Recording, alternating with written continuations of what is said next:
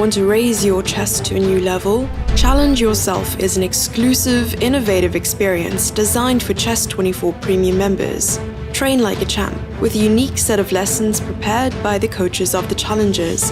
Boris, Gelfand and co will help you improve your chess. Play a champ.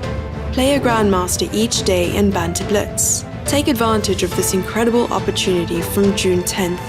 Go premium and challenge yourself. This is John. John loves to study chess. This is David. David loves to study chess as well, but efficiently. John spends more time setting up the board and figuring out what's on the page of his book than he gets to study. David likes to take it easy and use his time wisely.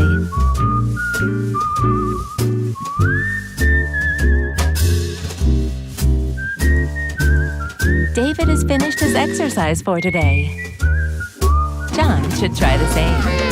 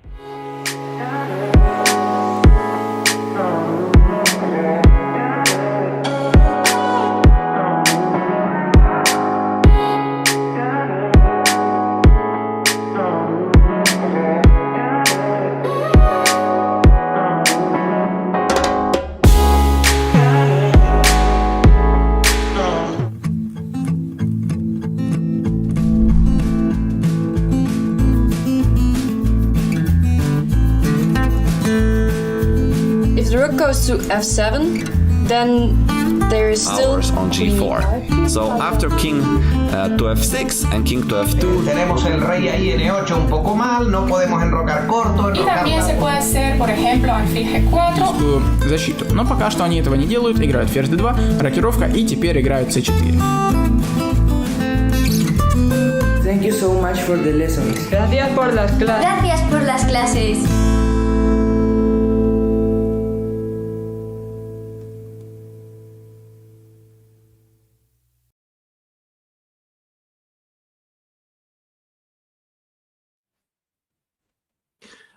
Welcome everybody. We are back to the final day of the Hou Yifan Chess Challenge, which is the fourth tournament of the Julius Baer Challengers Chess Tour, which brings together almost all of the most exciting and young players from all over the world, and they are here playing out a round-robin rapid tournament in order to fight for a coveted place in the Meltwater Champions Chess Tour. So today your host, as you can see, it's the legendary Grandmaster Boris Gelfand, who has been very kind to join us for the commentary, and I'm Latvian Grandmaster Arturs Neiksans, and I'll be trying to help Boris run the coverage. Hello, Boris.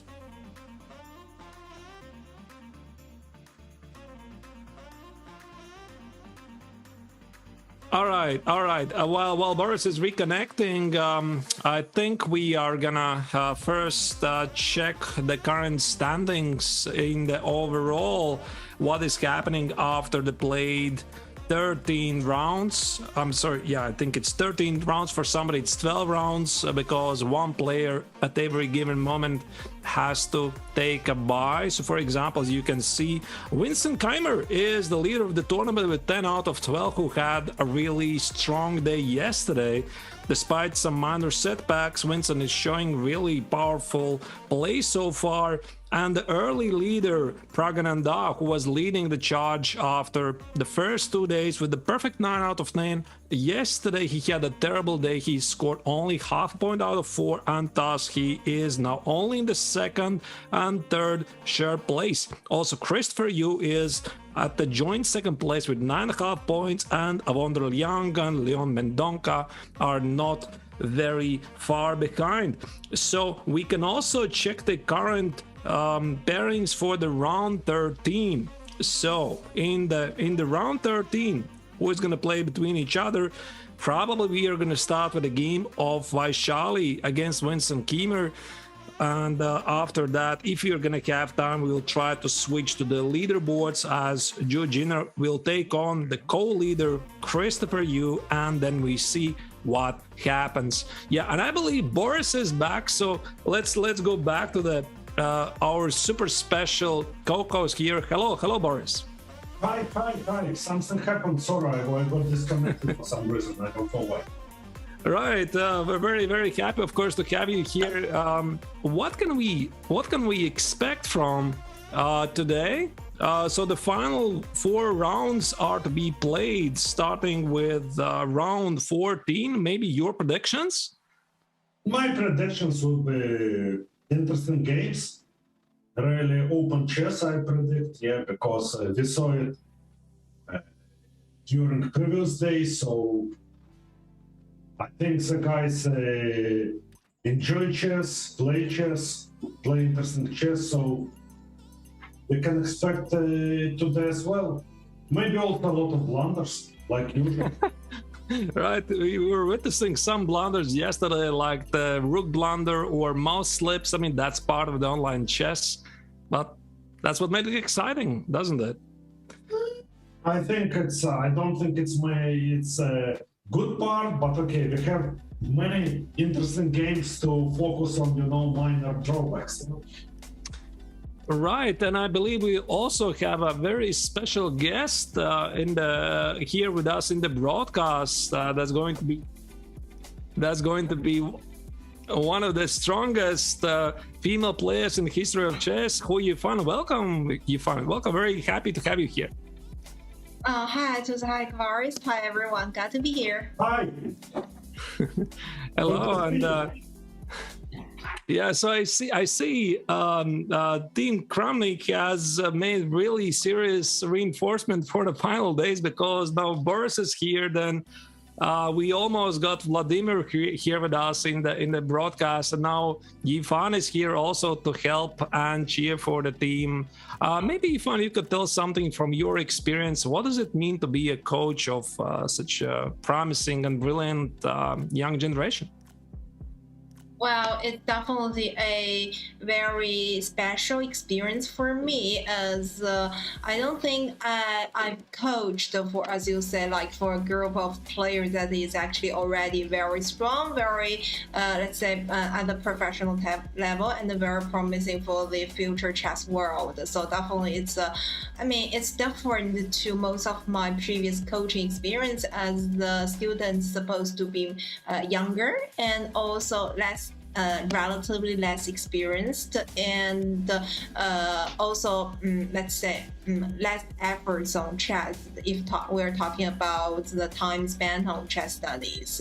And of course the quality of the sessions I've done is the quality of the games, not what I've told, is at a very high level, as I think most of the players are around a similar and professional level. And it's of course different. I guess I need to prepare something like more, let's say, more contain some deep ideas instead of talking a lot, like explaining the ideas by words. So I guess they probably need something like more technical. Right, indeed. So the fourth challenge of the Julius Baer Challenges Chess Tour is named honoring you. So you are helping Team Kramnik, and I believe you've been following so far every single game being played. Maybe the brightest impressions for you in the previous 3 days? Wow. Yeah, first of all, it's a great honor for me to be named for this stage of the challenge so far. But unfortunately, actually, this challenge somehow the time was one of my busiest compared to the previous ones. I was like traveling the last couple of days, and I was just getting to the touch with the team. So. Therefore, I didn't follow that closely this time, and I'm definitely looking forward to the games today that will start very soon.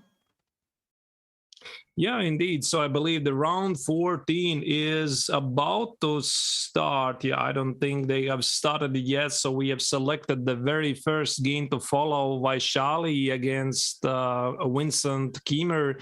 And we're wondering, maybe Vaishali will try to help her brother Prague, because Prague is fighting for the overall rankings for the victory in the Hou Yifan Chess Challenge. What do you think, Yifan? Is something like that possible here? We'll see, actually. There's still a couple of rounds to go, so a bit too early to say. And we've already seen the opening. They play this queen takes d4, bishop e2. That's an odd system, so I guess the idea is to select some kind of a Marozzi bind, is it? I'm not really familiar with this.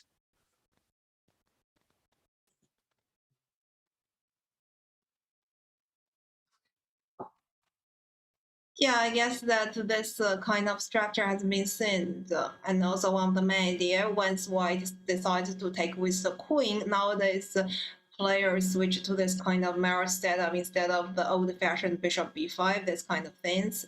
And yeah, I guess white's plan probably will be something like h3 or d1 and develop the bishop along this long diagonal. Yeah, or if that's too hard, maybe bishop d2 is also possible. Depends, I guess. Yeah, so we have seen quite a number of very interesting, I'm not sure this anti-Sicilian or at which moment actually anti-Sicilian starts, because I think I remember a particular quote by Anish Giri, who once said that bishop b5 no longer is even considered to be anti-Sicilian. That's already pretty much the main theory here. So I'm not even sure where anti-Sicilian starts. Maybe here. Right. So yeah, this is the current position after c4, knight c3, short castle, rook d1. What's the typical plan here for black? I mean, how would you play here? Maybe from the white's perspective, from the black's perspective. Are you familiar with this position, or you're not playing these lines? Me? Oh, Boris. Yeah. You find it probably. I'll try to probably. I should address one of you. Yeah. Okay. Yeah. I mean, for black, I guess it could. At least it's not bad once he played bishop g4, because white's supposed to play some move like h3 to prevent this kind of exchange. I mean, that's the completely different idea. And now I guess black would be happy to do the exchange with the knight and try to get some dominance along the dark square. So I guess, so bishop f3, then maybe rook c8, queen a5, and depends on the white setup to see how to maneuver the knights here. Maybe knight c5, knight e6, or maybe knight e5.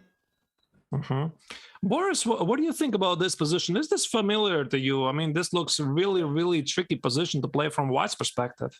Yeah, from both perspectives. I think I have some experience in one of this World Rapid Championship. I played it more or less the same structure twice against Magnus Carlsen and Sergei Karyakin. and both time I implemented this idea to play bishop g4 and to take on f3. Somehow I liked it because if white will be able to play h3, I was afraid the bishop will be kind of a poor piece. It will be difficult to find the proper square for a bishop. So I was happy to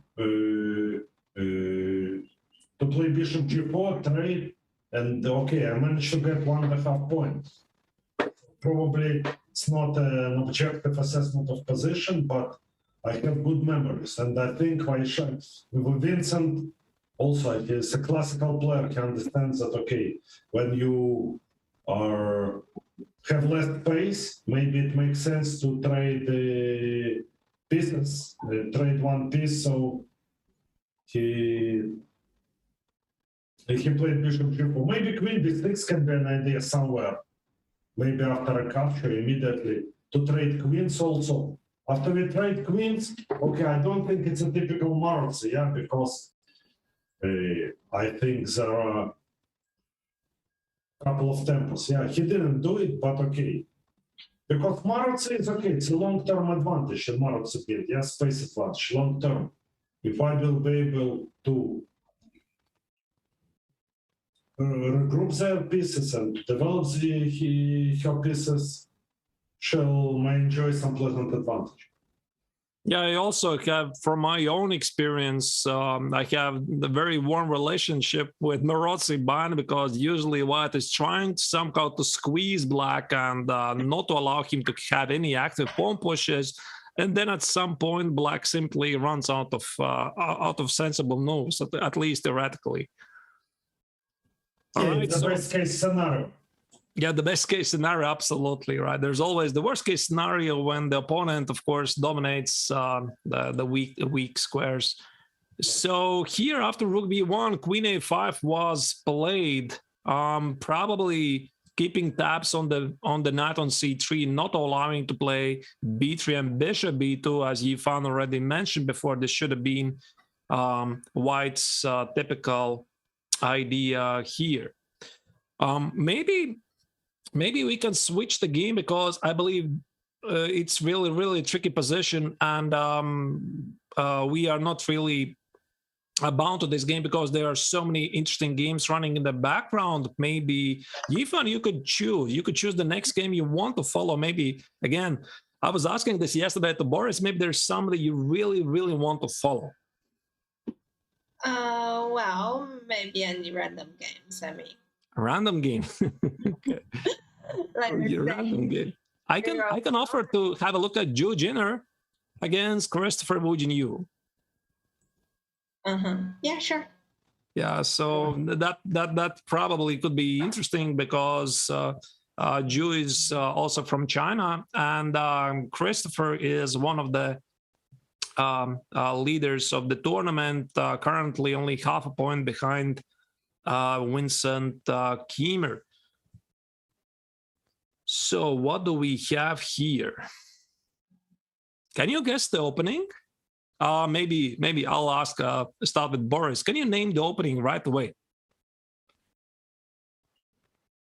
It's a good question. Theoretically, it can be different things. It can be Karakan, how they play now, knight f3, d5, d3, d, and then it can be Paulsen when white took on c6. It can be some kind of, no, it's unlikely to have Rui Lopez. Yeah, or some Rostolimo, where white takes on c6 with a knight, and then black takes with a pawn, plays e5.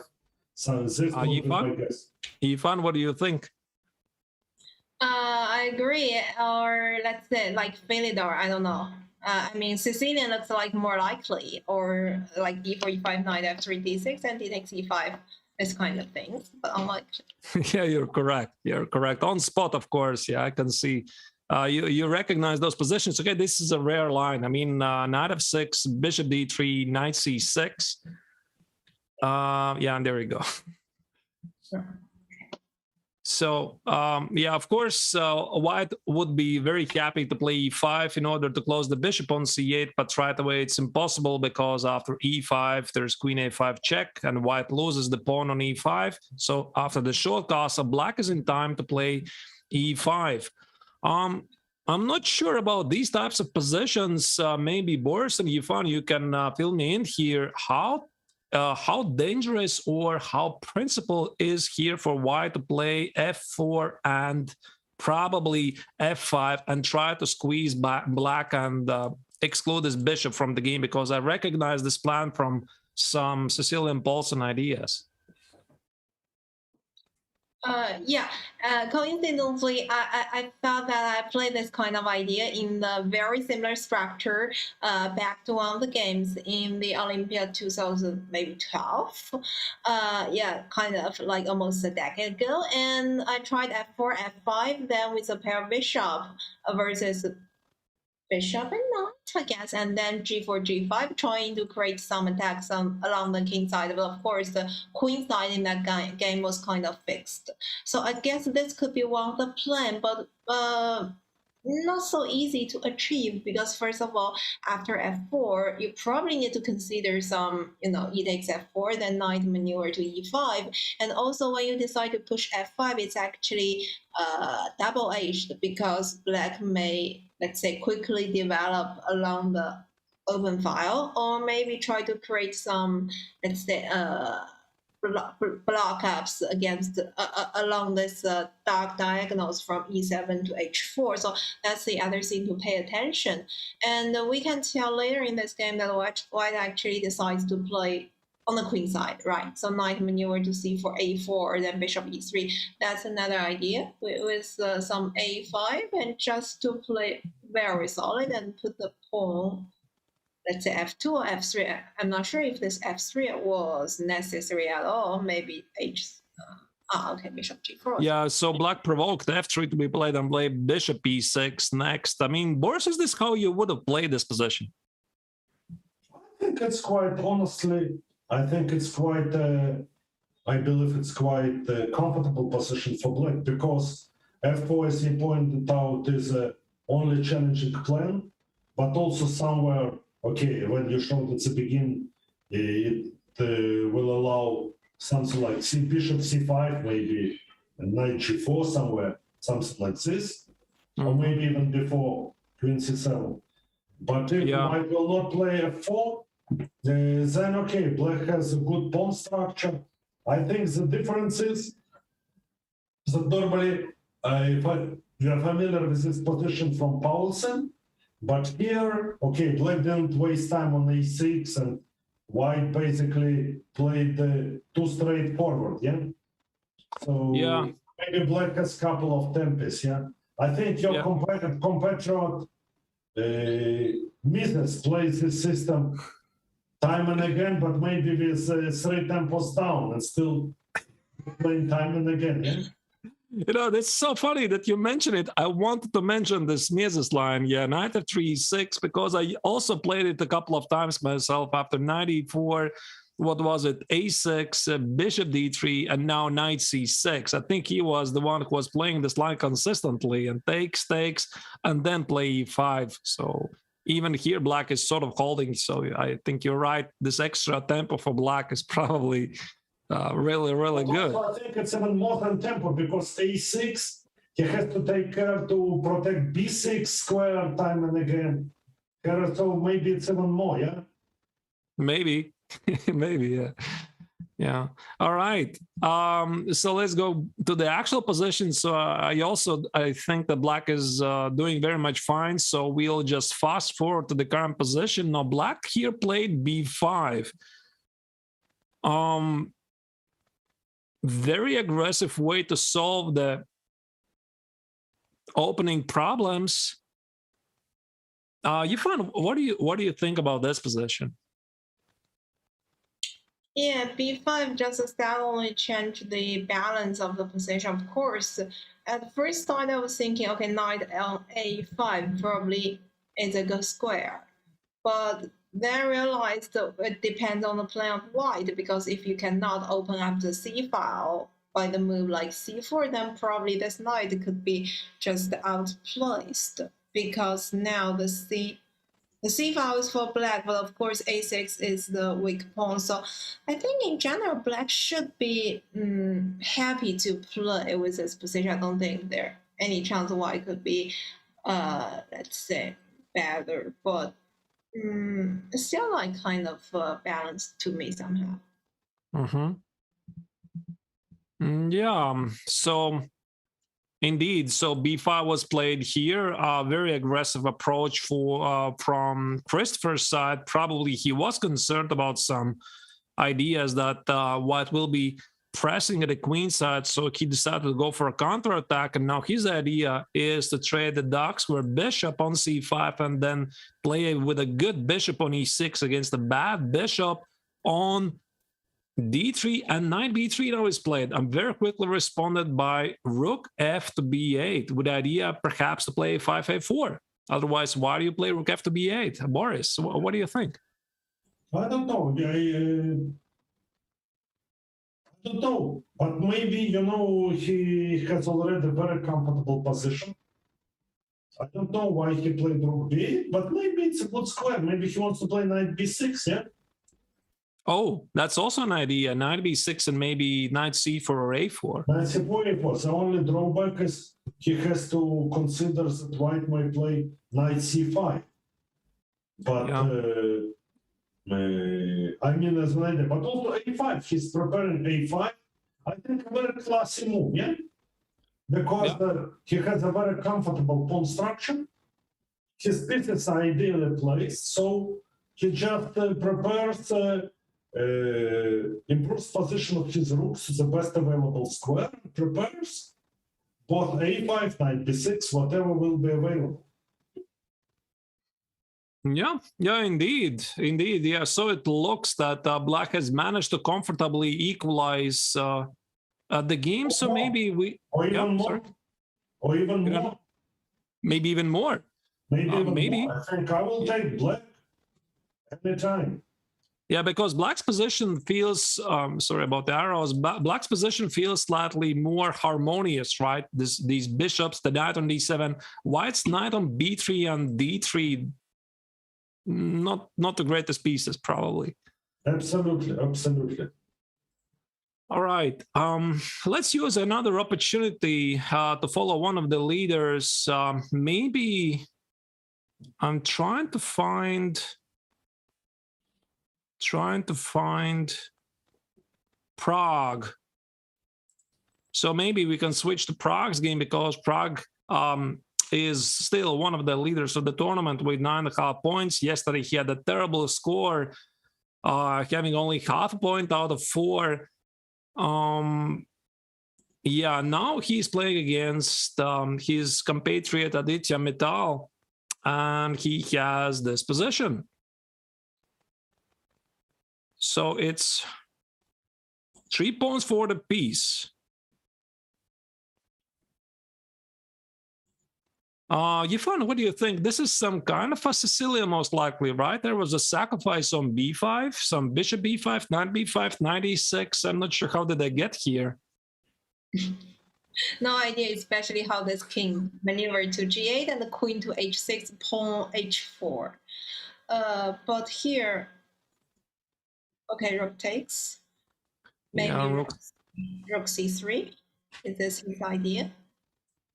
Rook takes and rook c3, and the knight cannot go because there's going to be rook c8 check, and the king is somewhere in a dangerous spot. Okay, I mean, black can still play bishop f8, bishop g7, but I imagine it's going to take quite a lot of tempos to secure the pieces at the king's safety. Very quickly, I'll check what was the opening. Yeah, indeed, it was Sicilian. Oh, it's my variation. It's every book it's called my variation for some reason. Even though it's Polugaevsky's one, but Polugaevsky has one after b5. He played both this and this. So in each book now they call it my variation for some reason. What's the idea? Why plays queen e2 early on and not moves like bishop d3 and bishop e2? Maybe Boris, you could explain to the viewers why this early move is so interesting. I think it's a top fashion. Actually, I lost to Vladimir. I think with black, I think 2016 or something. But I think if you play bishop d3, I think queen b6 may be unpleasant, if I remember correctly. Already asking some unpleasant questions. And bishop e2 is possible. I think I had an old games with Ljubomir Ljubojevic, legendary player from Yugoslavia, and he played all kind of moves here. I think bishop e2 he tried. And it's possible move. Probably it's also playable. I didn't check it for quite a while. Maybe it's also playable. But also after bishop e2, the point that, let's say, if I play bishop e7, I think castle still will be met by queen b6. So white will need to make another developing move. I think this is a problem. And queen e2, kind of the castle long and prepare g4, bishop g2, etc. Yeah, so the bishop is going to g2. All right. So is this a standard idea of this variation? Probably, right? It's standard, but there are so many, finesses. In some position it wins, in some position it loses. But more often it just leads to complicated game. All right. So Prague, did he make the right choice? What do you think, just on the intuition level? I think it's playable. Also, I think with this time control, I think it's easy for him to play, yeah? But also maybe from other point of view, it can be also easy for black to play, yeah? Because they make only moves, they protect it, they try to defend against direct threats, and maybe... But interesting position, and again, they're down to seconds, yeah? I'll simply fast forward to the current position, and some moves were included here. After bishop a6, b4 was played. Wow. Very, very concrete move.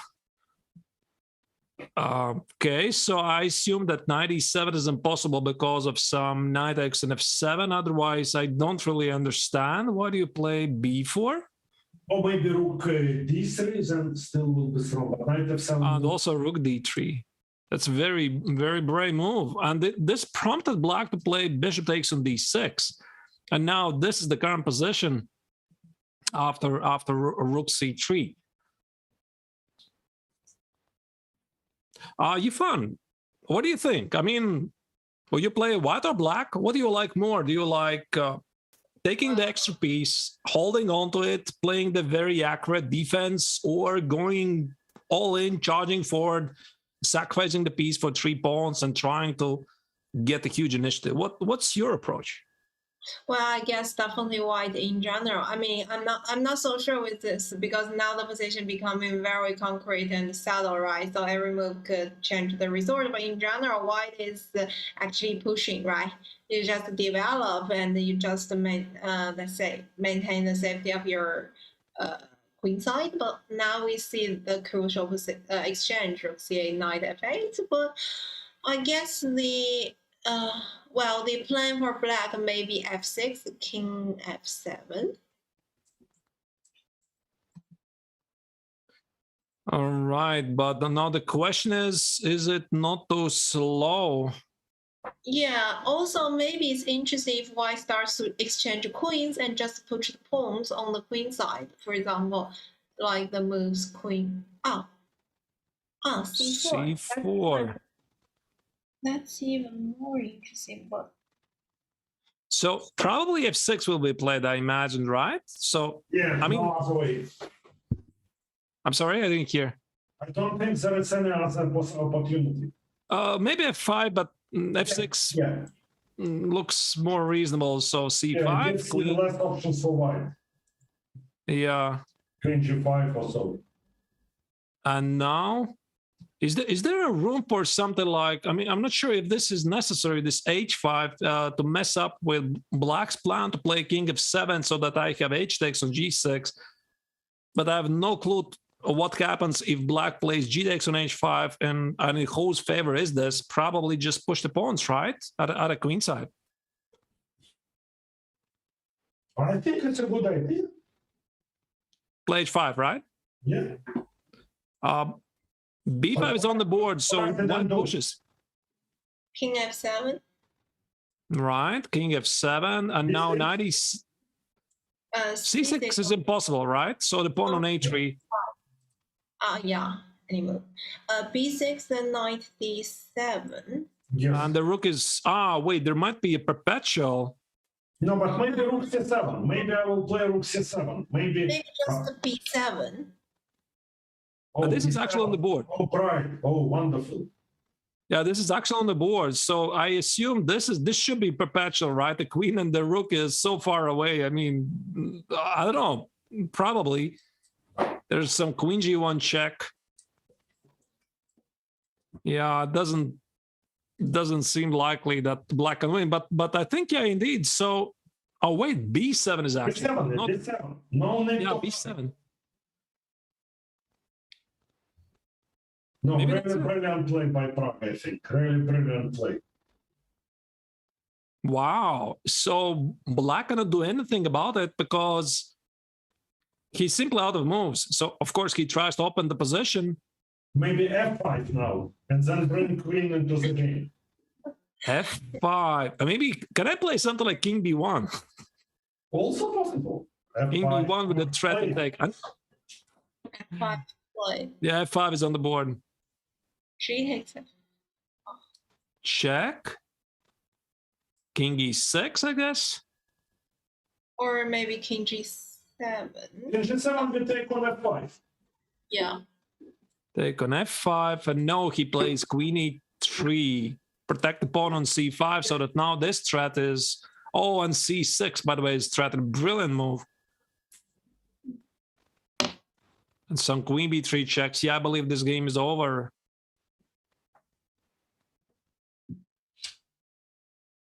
All right. c6. Okay, I believe this changes nothing. Yeah, queen b3 and rook takes on d8, c takes on d7. This game is, I believe, finished. So Prague comes back with a victory after the terrible day yesterday where he scored only half point out of 4. Maybe let's go back. Brilliant victory. It was brilliant victory. Brilliant victory. Yeah, it's just not a victory. It's simply brilliant victory indeed. Maybe let's go back to Winston's game, because Winston has this endgame against Prague's sister Vaishali, and we were slightly speculating maybe Vaishali is going to help her brother in order to fight for something in the tournament over rankings.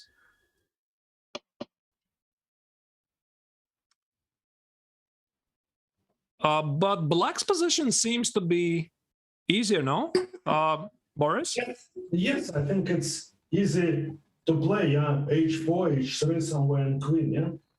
Yeah, the same pawn is... White, it's difficult for white to... White has to find a way to kind of to coordinate her pieces, which is not that easy. Right. What happens after h3, bishop c5? Okay, I guess that's why rook e6, king f7. Okay, king f7 is the safe move, and now h3 is going to be next pawn on e6. Has no value. Yeah, h3.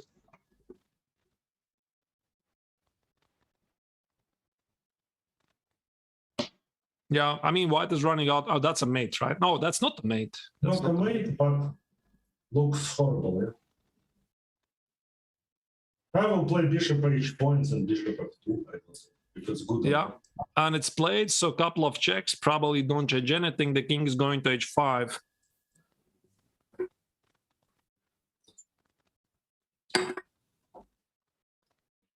And bishop f2 is winning. Yep. So rook g2 check is next, and white is going to lose something. Either a mate. An ideal construction, yeah?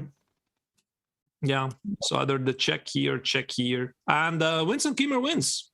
Wow, oh, brilliant game. Although I saw the evaluation bar, it said that about here it was equal. So I don't know. I mean, it felt that maybe some miracle save, yeah. Or maybe the viewer doesn't have too powerful engine, yeah, also possible. Yeah, that is possible indeed. Then also let's have a look at on the still ongoing game of Jinner, which we checked before. She's playing against Christopher Wujinyu.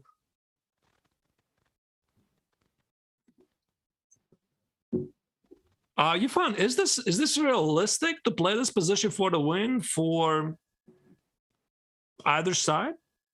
Of course, if there's any possibility, that's definitely for. Well, I was going to say for black, but somehow I saw this move Queen B7. No, but Queen takes F1. Yeah, not yet on time. So I guess it's for black, but still very unlikely because. I mean, there's no way to break through, right? And only one side, and you don't have the knight to jump around these holes. So it should be a draw. I don't see any other resorts. Although there's some bishop f4, bishop g3 ideas. Yeah, just maybe leave up there. Yeah, and the white is not going to take on g3, probably. Yeah, we'll ignore. All right. This is actually the final game so far being played. She took.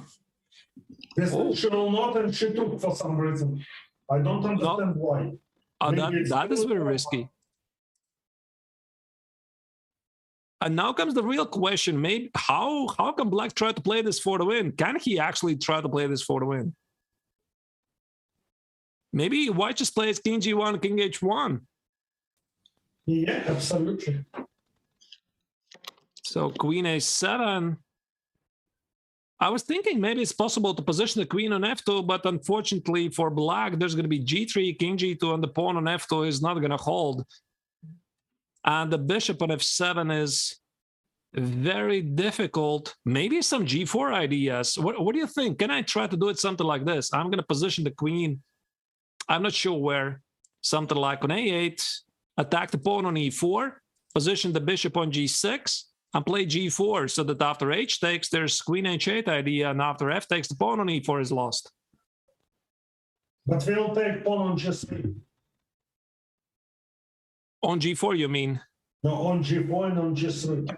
You mean you have to put queen on f4? Maybe it's only good square to execute. Oh, that's actually even better. The queen on f4, because then after g4, h takes, there's going to be queen h6. Okay. But probably white will have some clever move starting checking or take the bishop. Right. King d6. Where's the king going? And Christopher Wujinyu is down to the last seconds. He has only, he's playing barely on the increment, plus 5 seconds. Jinner has slightly more time. She has 34 about seconds on the clock.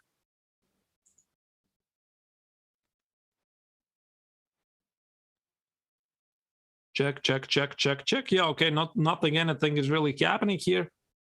I guess let's just wait and see. So this is again the final game of the round 14.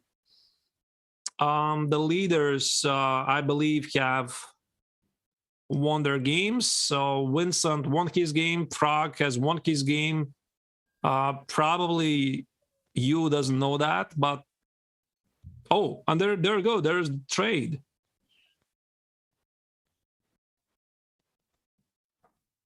But this is this winning for black? I wanted to ask this question, yeah. Because white king not on time goes to e3. But still, okay, I will, let's say, put bishop on h5 and wait. Yeah, the light square bishop on h5.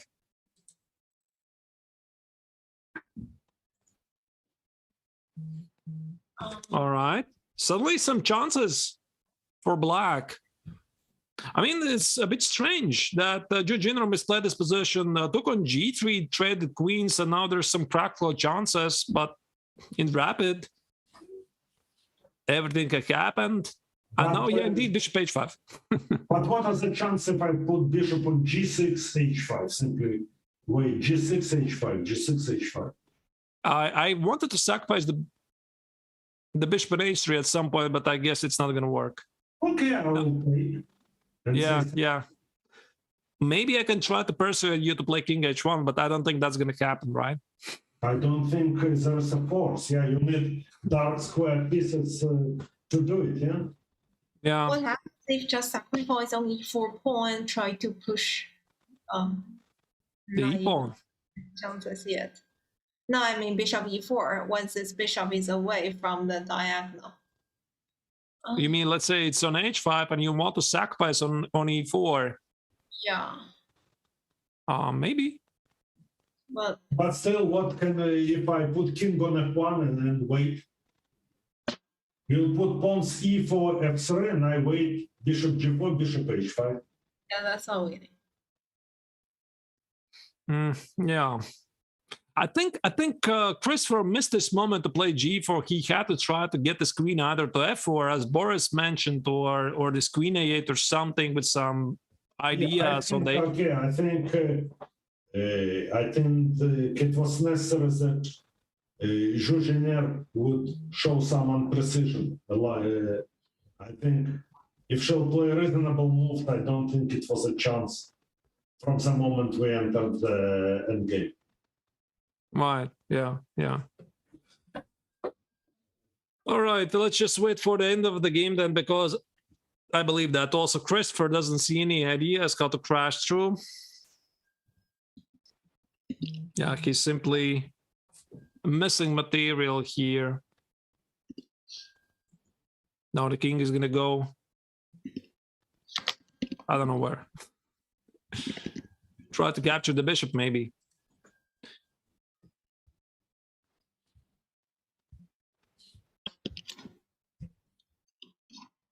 All right. And even if I push f5, right, and the bishop is on h5, and I push f5, I trade these pawns, I trade the pawns on e4, that's of course nothing, yeah. There's not even a possibility to put a threat, yeah? Right.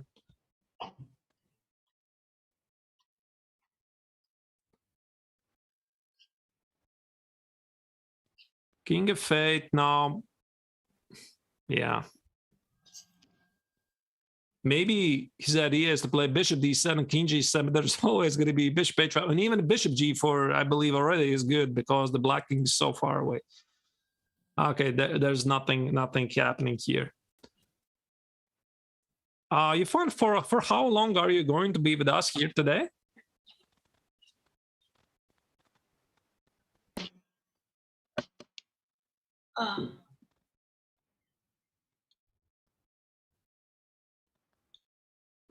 Yeah.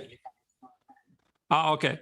All right. So yeah, I believe that Yifan, you're about to leave us, right? I understand very shortly. So maybe some final words from you about the tour so far, what you've seen so far, the things that impressed you so far, and what we can expect from the coming games and the big final, which is coming in October.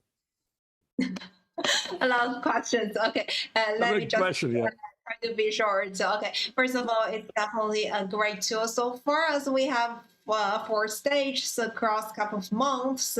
I believe that it's a great event for people that just set your calendar and they're ready there to follow our, let's say, young generation to play exciting chess games.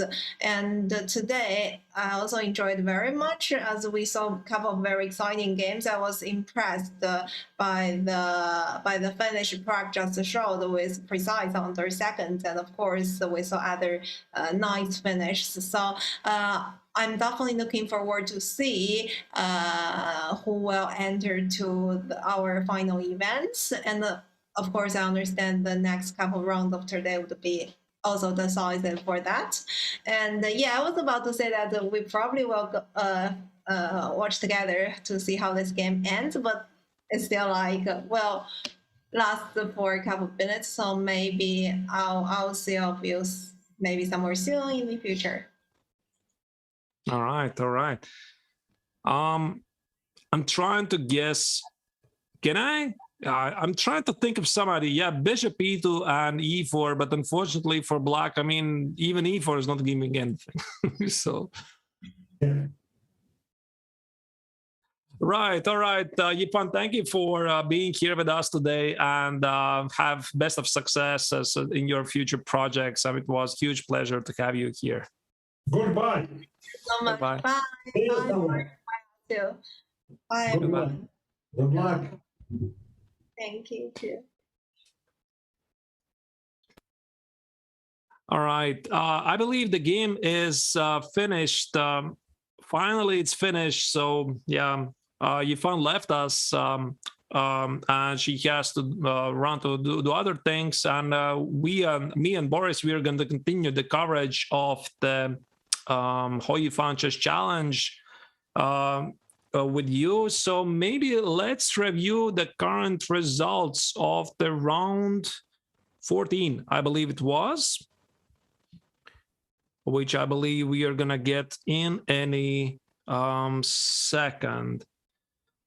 So in the round 14, Winston Keemer scored a very important victory against Vaishali, outplaying her in the endgame, which we briefly were having a look with Boris. We thought that Black's position is easier to play. I saw the evaluation bar for whatever reason. The engine thought that this is good for White, but Vaishali collapsed very quickly. Also, from important results is that Prague and Da scored a very impressive victory, as mentioned by Boris. This piece sacrifice playing Boris's line, although Boris said it, he's not really sure why it's his line. No, I played a lot, but I think I picked it up from Plugaevsky. I didn't invent it. Right. So very impressive victory by Prague and Da, beating Aditya Mittal, and Christopher Yu made a draw, and that's why he is now slightly behind the leaders. And as you can see, the standings, Winston Keemer is still at the charge with 11 points. Prague and Da is 10.5 points, but he still has to take a bye, and Keemer already had it, so Keemer's advantage actually is bigger. And Christopher Yu sits at the third place with 10 points, and Liang already is behind by 2 points. So Team Kramnik is still ahead in the Hou Yifan Chess Challenge with 57 points against 51.5, but in the overall standings, I believe that Team Kramnik doesn't have really a lot of chances to catch Team Polgar. All right. So the next round is going to start in a couple of minutes. Maybe, Boris, what do you think? Make a very short break and be back in something like 2 minutes. Excellent. All right. See you very soon. Don't go anywhere. We'll be back with you shortly.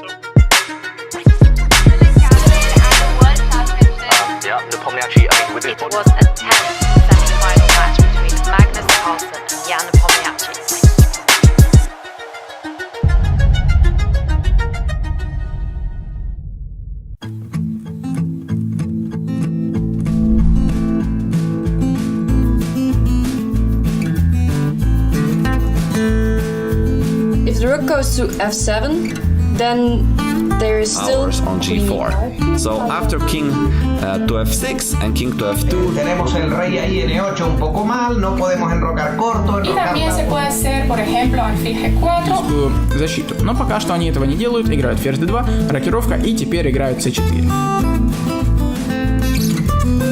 Thank you so much for the lessons. Gracias por las clases. Gracias por las clases.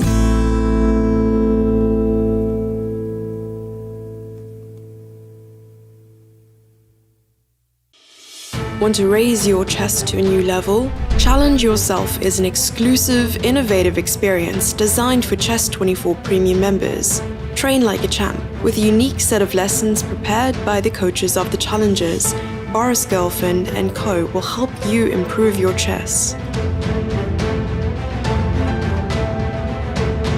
Play a champ. Play a grandmaster each day in Banter Blitz. Take advantage of this incredible opportunity from June 10th. Go premium and challenge yourself. This is John. John loves to study chess. This is David. David loves to study chess as well, but efficiently.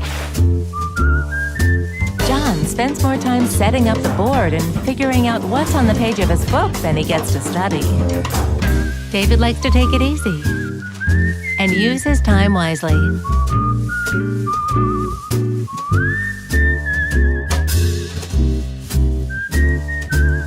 David has finished his exercise for today. John should try the same.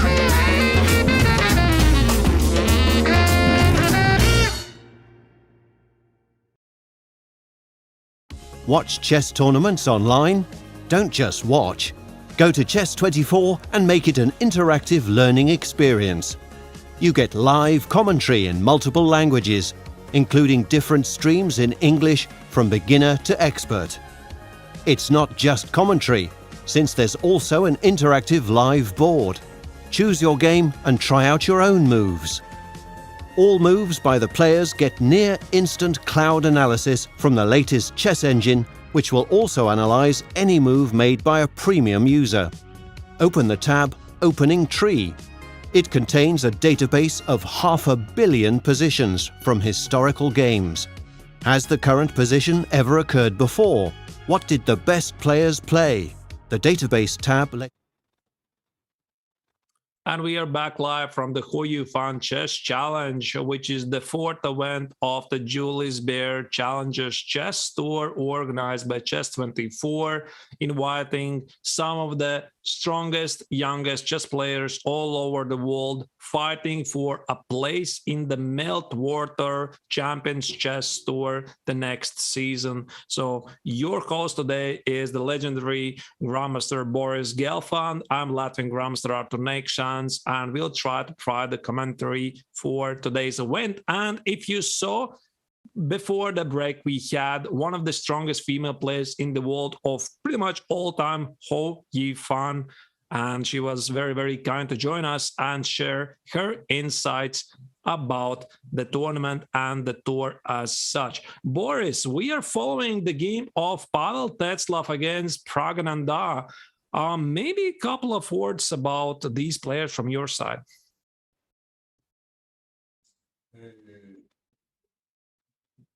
I think, we spoke already about Prague quite a lot during last days, and about Pavel, it's hard to say something because I don't know him personally, but his results were impressive recently. I think he went to semi-final of Polish Championship. He qualified to World Cup. Actually, we had been in one part of the net, but I lost in the previous round. And he's just 18, so really person who is going up, so interesting to follow, yeah? Yeah, absolutely. And basically we know that in Poland, chess is on rise now, yeah? Yeah, mostly, I guess, thanks to, not only if young Krzysztof Duda, but they have amazing leadership. Many great players. And a good group of really good players, nice guys, yeah. Right. So this is also a very, very important game for Prague and also for Tetzlaff. You haven't been able to follow Tetzlaff games so much, but now there's this opportunity. Prague definitely is looking for a fight. And before we are checking the game, how it started, I just saw there is this question of the day on Twitter. Boris, I mean, maybe I could read you the question, and I know that some people have already answered that. The question is as follows. If you had to choose an opening to play for the rest of your life, which one would you choose? But why does one has to play the only opening for his whole life? I didn't think of the question. That's the question. There already is. Yeah, I think okay, especially okay. If you are a pro player or amateur player, I think it's has more sense to play different openings. Yeah, it's more fun. Yeah. Yeah. So, probably. And also, like Victor Kochno used to say, whenever you learn some new opening, you continue to improve as a chess player. It's a good advice from Victor, so maybe I will share it with our spectators. Right. So you don't want to name, for example, Najdorf as black? No, I don't think it's a reason. Najdorf is a wonderful opening, very rich, very diverse, and look at the position which can arise. But why to limit ourselves to one? Right. Of course, I'm already personally have quite a narrow repertoire, so maybe I'm a wrong person to say it, but I think it makes more sense to play different things. Yeah? I agree, definitely. It makes a lot of sense to explore many interesting openings. I also am not sure if I would be able to choose an opening I would like to play for an entire life. But since I've been playing e4 for my entire life, almost exclusively, at least for me, I think it would be e4 for white and for black. I don't know. I guess some sort of Sicilian, depends on the day and the mood. Yeah, some people like Sicilian, some like Rui Lopez, also very opening, which gives a lot of opportunities. Yeah, so it depends on the playing style. So let's go back to the game of Tetzlaff against Prague and Dom. Knight f3, g3, followed by knight f6 and b6 and g6. Boris, this system from the black's perspective, I've seen it's become quite popular. I won't say maybe not in classical chess, but in accelerated time control games, definitely this double fianchetto systems. What do you think about it? I think it has some pluses and minuses, and a definite plus is okay. First of all, it's easy to play first moves, yeah? You just fianchetto your bishops, you develop your pieces into the center, and then you start thinking. Also, it cannot be Z-pair general, yeah? Also, the point is people who advocate it says that one bishop will be blocked, another one will play, yeah? Sometimes it happens that both bishops are blocked, and then it's bad news for the side who plays this double fianchetto, yeah? How do you do that against something like, I don't know, c6, d5? Those bishops then get blocked, I imagine. No, I think if white would play something like d4, d5, and black would play d6, e5. Aha, d4, d5, d6. Bishop on b7. That's your point. Okay, I see. Right. Yeah, indeed. Then white enjoys a space advantage, and the black bishops are not doing anything.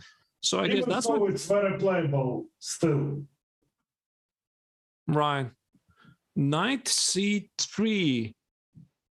Now this looks very familiar to me, to be honest, because I believe I just played it in a tournament and tried to understand the nuances of this position. I believe I played from the black's perspective knight e4 myself, but d5, of course, is the way to play and should bring is black. The way to play, but I think it leads to mass liquidation. Maybe it's not fits a tournament situation.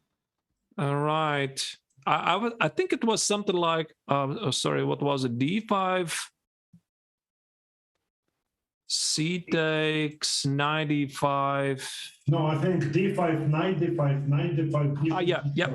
Absolutely. Yeah, this is why. From this side, it looks a bit different. I mean, difficult to remember.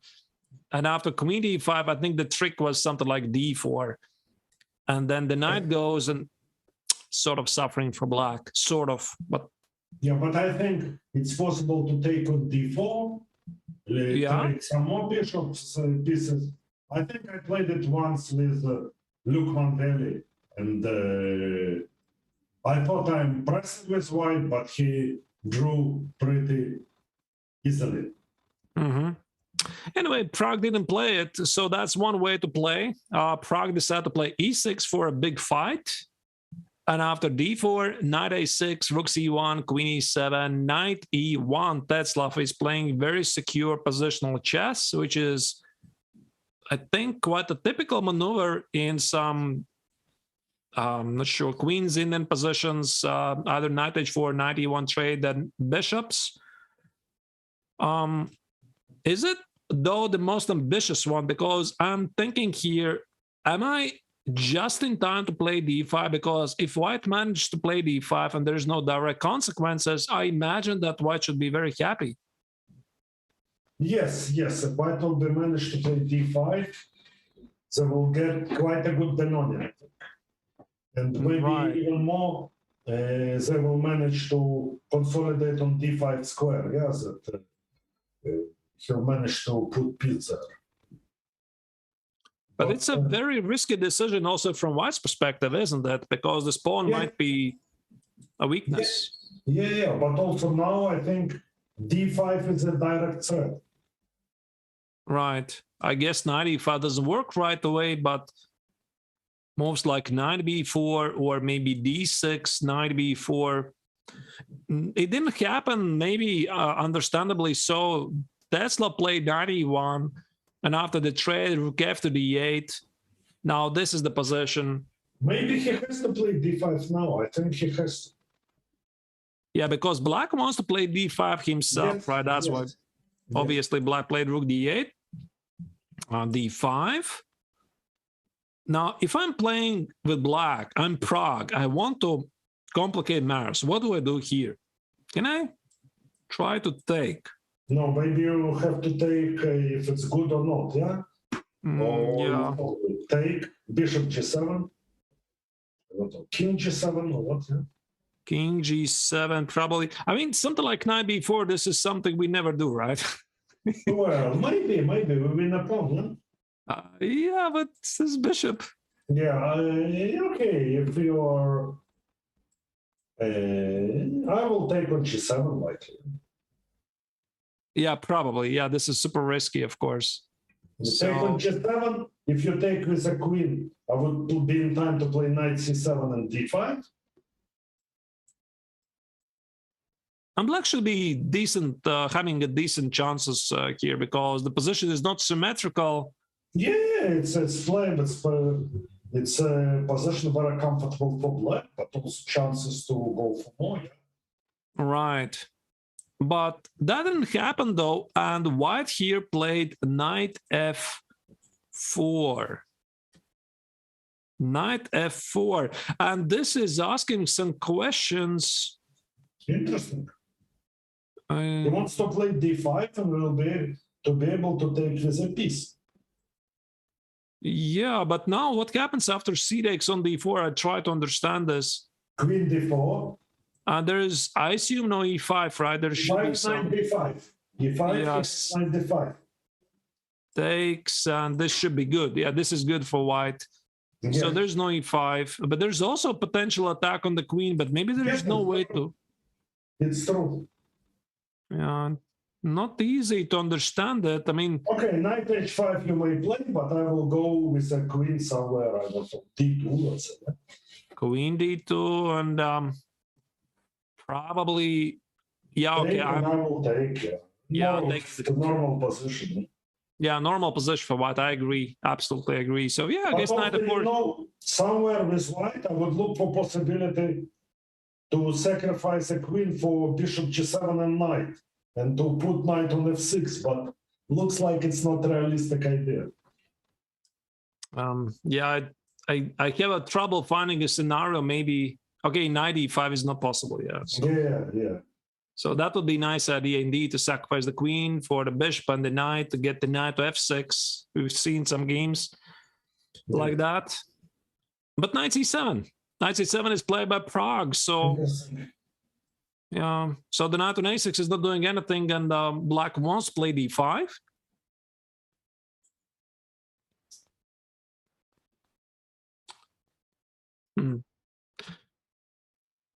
Yeah, no. d5, maybe he wants to take, yeah? He wants to be sure that... Probably he has to take, right? Because d6 is a threat, so take. Probably... Oh, I see what he has in mind, that if white will take, let's say, knight d5, knight c d5, knight d5, knight d5, bishop g7, he will have intermediate move knight e6. That's a brilliant idea. That's his point. Yeah, that's a brilliant idea. So here, after knight e3 intermezzo move f takes, there's might be even queen e3. Yeah, probably queen e3 and then king g7. But even king g7 is good. Yeah. We provoked welcome weakness. Yeah. So what is thinking here? But they're playing so slow. It's amazing, yeah. Yeah, it's a bit slow, isn't it? I mean, this is the 13th move, and both players are down less than 4 minutes each. Wow, that's quite incredible. Any preferences? Any other game you would like to have a look? Because there's still not much happening here. They just exit the opening, and everything could possibly happen here. Is there a game you would like to see? I don't know. Let's have a look at, let's say, Winston's game. Yeah, he is. Yep, let's do it. So Winston is playing against Jinner, and he is in trouble, right? Sort of. I don't like his position. Yeah, like especially for a player like Winston, who always, a classical player who wants to have good position for his pieces and good pawn structure. Okay, here it doesn't seem so. But okay, maybe bishop a3, he can have counterplay, yeah? Yeah, ignore the knight on c3. Yeah. Very quickly, let's have a look. So Vincent has been playing a lot of knight f3, e3, and b3 systems. Yeah. All right, d4. So this is a very typical idea. White's ambition to play d4, creating isolated queen's pawn position. Quite interesting. Yeah, so it's an ambitious try for black, yeah? Because, okay, they kind of cut bishop on b2 from the game, but from other point of view, okay, if we surrender some squares in a way. Right. But it seems that in this game, but why shouldn't take on e6 here? Why he played d3? Rook e6, f takes, and bishop. I don't think it works. Yeah, why not?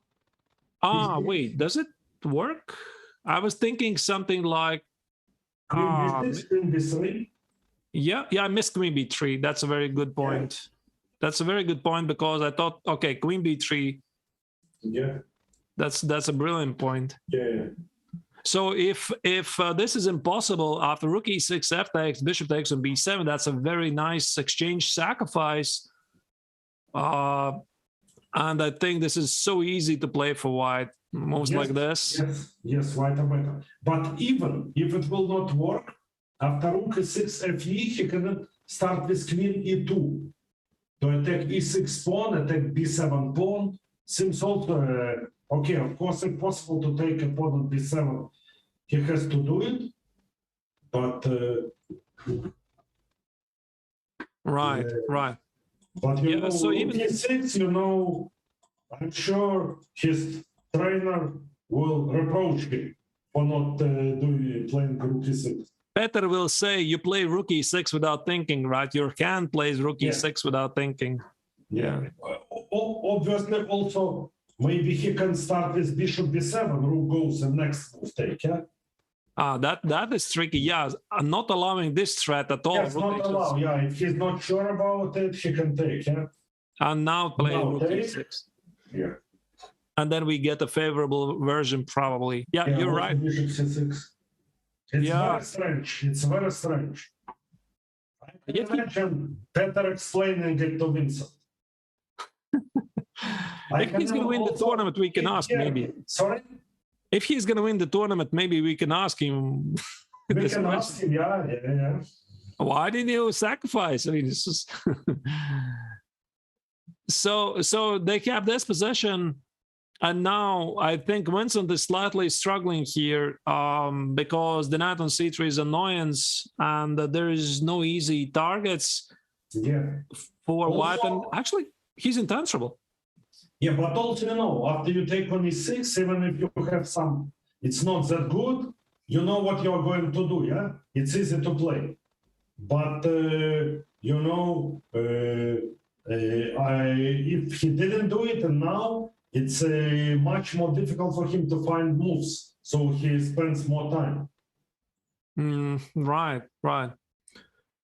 Now, if you're looking this position from the black's perspective, how can black try to improve? I mean, I'm thinking. It's a good question. I think there are a few ways black can do. One idea is maybe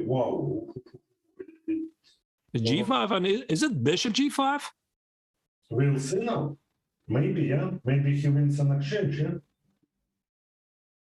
Yeah. So it would seem. But okay, I'm not sure it's that good because queen will take on c1. h6 will hang, c3 will hang, rook h1, yeah? Take, king g7. Yeah, by the way, bishop c3 is also... Yeah, no. White, I will not say winning, but white is definitely better, stronger side now after bishop c1. I think Jinner played this move with the idea to take the exchange on c1. It's a very logical move, but now she's having second thought. Maybe g5, I'm in an age when g5 will not come to my mind, and maybe I will play bishop d5 without thinking. Because we weaken the king instead of g5. Bishop d5. Bishop, yeah, I was also looking at this move. Bishop d5, trade this bishop can get to the white king. Let's say bishop takes. Knight takes. Or even rook takes. Or even rook, okay. A rook takes, probably there's a pawn on b6 lost. Yeah. Knight takes, of course. Yeah, knight takes, bishop, and maybe at the right, b5, maybe b5, somewhere. Or knight c3 and then b5.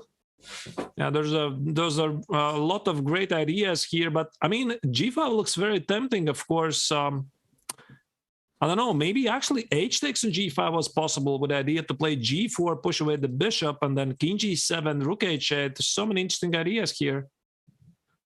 But what happened here is bishop takes on c4 was played. Oh, I don't like it at all. And now bishop takes on c1. She's trading her best pieces for mere exchange, yeah? He traded all her best pieces, all her space advantage to an exchange, yeah? It's not a worthy trade. And Winston keeps the rook in the game, so I think black wanted to trade as many pieces as he can, so naturally trading rooks was part of the plan. Yeah, and okay, because he wants to play rook h1. He wants to overtake. I'm sure now he plays for a win. I already choose white. Yeah. Takes, queen c3, maybe bishop d5, maybe rook b1. These are weaknesses. Perhaps in classical game it would be different, but no, but also in classical game, I think it's easier to play with white. I can't imagine how white can lose here. Yeah? Okay, he will take on c3, one pawn. Okay, the best black can hope maybe to trade queens, give up an exchange, and offer a draw, yeah? Right, yeah. And bishop e4, Winston doesn't mind trading queens. He's getting ready for the endgame. I think he's actually watching out for this opportunity that black might sacrifice the exchange for the bishop and the pawn and force the draw, because I think Winston already suspects that he can try to play this for the win. Yeah, sure. I think with black, I will maybe take on c3 and try to give up exchange somewhere and liquidate. Right. Because even if he'll trade queen, I'll play with a rook b1. Okay, it's hard for white to win, but black has no chance to win whatsoever, yeah? Whenever I play f5, I play bishop d5. If I put something like this, there's only black who could lose something like c5, rook c5, rook a5. Yeah. White has a clear plan of improving position. Right. King would become active. And all of this is actually on the board. Rook b3 is on the board. I think king g7 is going to be on the board.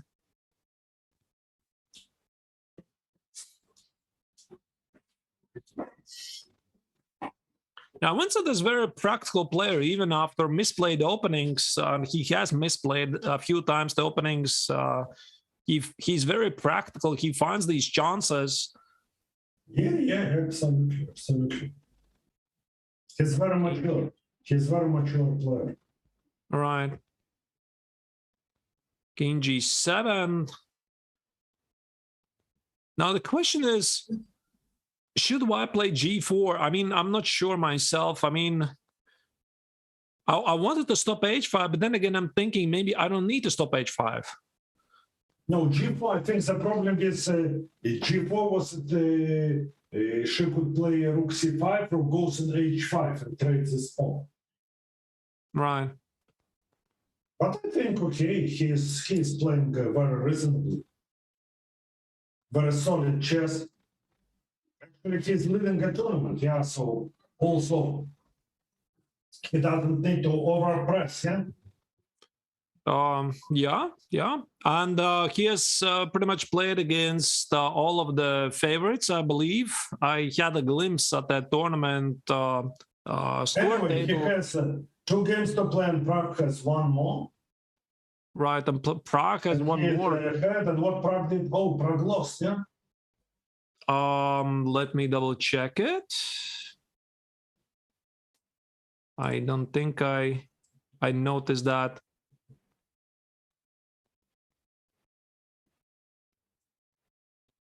Just a second. So Prague was playing against. Indeed, he lost. He lost against Tetzlav. Oh, okay. Yeah. We missed that. We're having a look at this. But I have a feeling, from the opening, that actually he was going to take too much risk, yeah? Yeah. So he was trying to get a fight, but now he lost against Tetzlav. This is something he absolutely didn't want to do. And also the next round, Prague is finally going to have his bye, so he's not going to score any points also in the next round. Rook c7, and now black suffering has started. So the pawn on f7, h6, b6. I mean, according to Nemcevich, you need only 2 weaknesses, right? But black has 3. Yeah, but it's easy to protect, yeah? They have exchange up, yeah? They have some exchange up maybe compensates it. But okay, he's the stronger side, but still it's very difficult to break through, yeah? Yeah, very difficult. So let's say the exchange compensates 1 weakness, and 2 pawns, 2 weaknesses are still there. Yeah, maybe okay. He will try also. Now he has less time, but it's easier for him to play. And Christopher Wujin, you has completely lost position against Yale Sokolovsky, by the way, with white color. Okay. So basically, Vincent is kind of winning the tournament already, yeah? If he plays it successfully here, then indeed, yeah, this is going to be a very crucial game. Yeah. But any ideas, Boris? I mean, how to try to crash through? I think it has to be something with G5. No, he wants to play C5 and win a pawn. Oh, C5. C5, B takes rook C5, win the pawn on A5. Yeah, or at least to isolate it and then, maybe.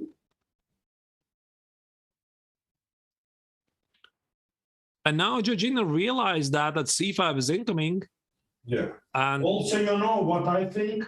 That, when someone is down to less than half a minute, it's easy to ruin his or her position by himself, yeah? To imagine threats, try to defend against them, and to ruin position which is maybe holdable, yeah?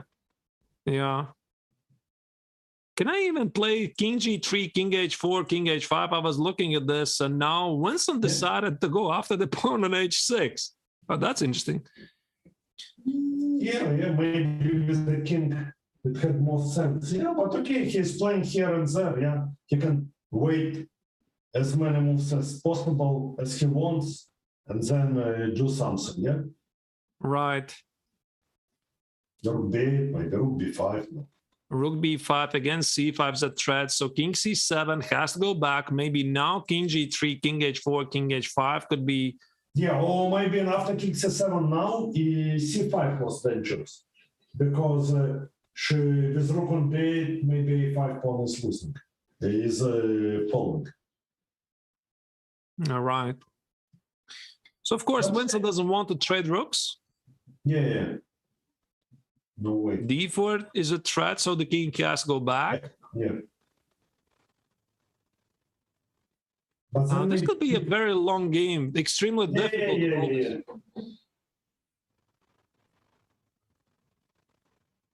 And Christopher Woodgenew is about to lose his game. Now it's completely lost, I think. Although, just a second. Wait, just a second. Is it though completely lost? I'm looking at his position. So why not? King if... okay. There might be some tricks. King H4, yeah, maybe King H4, Bishop F5. All right. Let's switch to the game here, and this is Christopher Woodgenew game against Yalis Sokolovsky. I'm not that it's completely winning, but no. But why not? Why not? Bishop F5, and he's winning. He's winning both pawns. Yeah, but why did I do it? Why not play King F4? King H5. King H5. King H5. All right. Yeah, you're right. I thought maybe I found some very strange draw, but there's no draw. So let's go back to the position of where is it, by the way? Is it finished already? No. Oh, it's here. All right, so let's go back to the Keemer's game again. Jinner, and finally he did play C5. Yeah. And the pawn on A5. Yep. He's advancing. Still difficult to win, but 2 pawns already. Yeah. King E3, now the king goes back. No progress. Maybe. Maybe it's still a draw. King E7. Still a draw, maybe. Still a draw, yeah. Rook D8.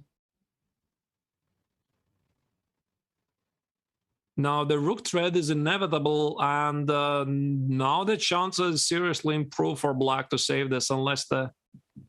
Yeah, black will win a pawn, yeah. Now probably Vincent has to be careful. Bishop D7. Rook takes and go back.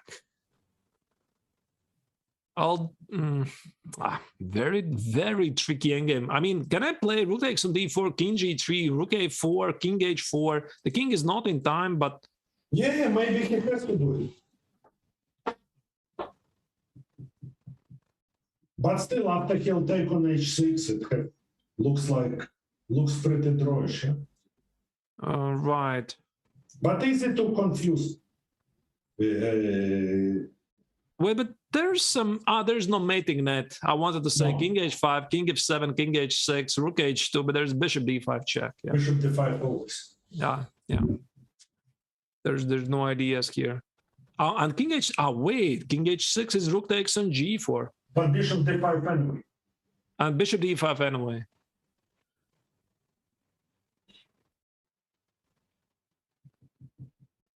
Yeah, but rook a3, now mate is threatened, so bishop d5 he has to play, and probably to repeat. He's more or less forced to repeat, bishop d7 and king f7. Yeah. Like how the game will finish. Bishop c4 he does. Still fighting. Yeah, but probably he's... Okay, she can, chase the bishop now, rook a2, and attack the bishop. Yeah, looks probably to be. Wait, can I? Oh no, I cannot. Can I play something very crazy here? Something like g5? Probably not. G5 takes if I have to play, and king g7. Am I in time to do this? I don't think so. I don't know, but something like this. And this and this. I mean, I would have to make this decision on seconds. I don't know really. What king is this? F7, yeah. Oh. Yeah, that was my idea along the lines. Here you're winning. I don't know. But probably something went wrong. With which bishop you want to do it here? But if I take on b5 now? If you take, the game's by the way a draw, but. King G7 I will take on f5. I'm not in time. Right? So a7. Okay, now this is too slow. Yeah, this is too slow. Okay. Too beautiful to be true. Yeah. All right. So all the games of the round 15 have been finished. So let's have a look at the results of this round. So some really surprising results in terms of the overall rankings is that. Let's start with the game of Prague. Prague misplayed his position. He was maybe playing slightly too ambitious. He lost his game against Pavel Tetzlaff, and I believe we could briefly have a look at this game until the next round starts, because I think we have still something like 8 minutes. Tetzlaff beats Pragananda. Also, Christopher Yu, one of the leaders of the tournament, lost with the white color against Yali Sokolovsky, thus seriously damaging his chances overall rankings. And Winston Keemer was pressing against Jinner, but was unable to convert it, and actually at some point already had to play a little careful. So what does it mean for the overall standings? Winston Keemer is still at the charge of the tournament, leading the event with 11.5 points. Pragananda is having 10.5 points, but right now he will have a bye, so he's not going to score any points in the next round. Christopher Yu is still in the third place, but he just lost his game. And Avonder Liang is getting closer with 9 points, and Leon Mendonca is at 8 points. Right, so 2 more games to go in the Hou Yifan Chess Challenge, and perhaps let's have a look at Prague's game against Pavel Tetzlaff. I think we can still do it, because we missed it, what happened there. So we left it after the opening about here. Yeah, we thought that it's quite interesting. So Prague was looking for a big fight, and he got it. So white played e4 himself. d5, e5. Maybe it's too much, yeah. I feel it's too much, Oh, yeah. No, this is looking very, very double-edged. They're playing with fire, I feel. Yeah, this d5. Super aggressive strike in the center, but maybe after e4. What could he do? Because I think something like c takes on d4, queen takes on d4, e5. There's still knight e5. Oh, this is nice, by the way. Yeah. There's still knight e5. Oh, maybe the other knight. I'm not sure which knight goes. Or maybe it doesn't matter. Okay, maybe it doesn't matter. Maybe it doesn't matter. Maybe it doesn't matter.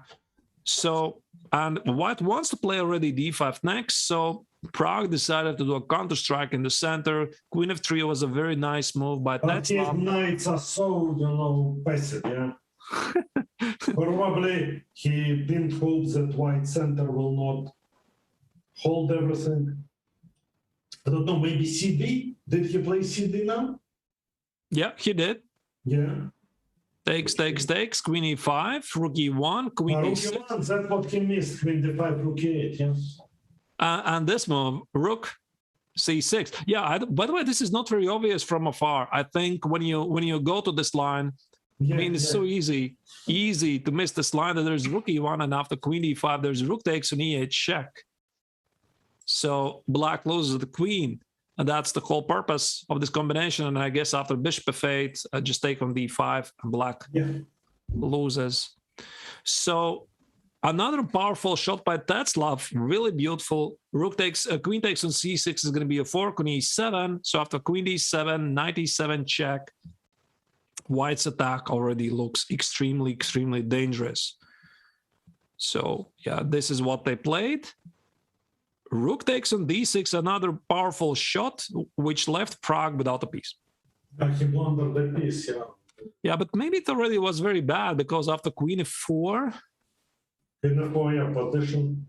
Maybe, yeah, knight f5, rook c7, yeah? Knight f5, rook c7, yeah, but... I mean, he didn't have to blunder, of course, but it's not good anyway.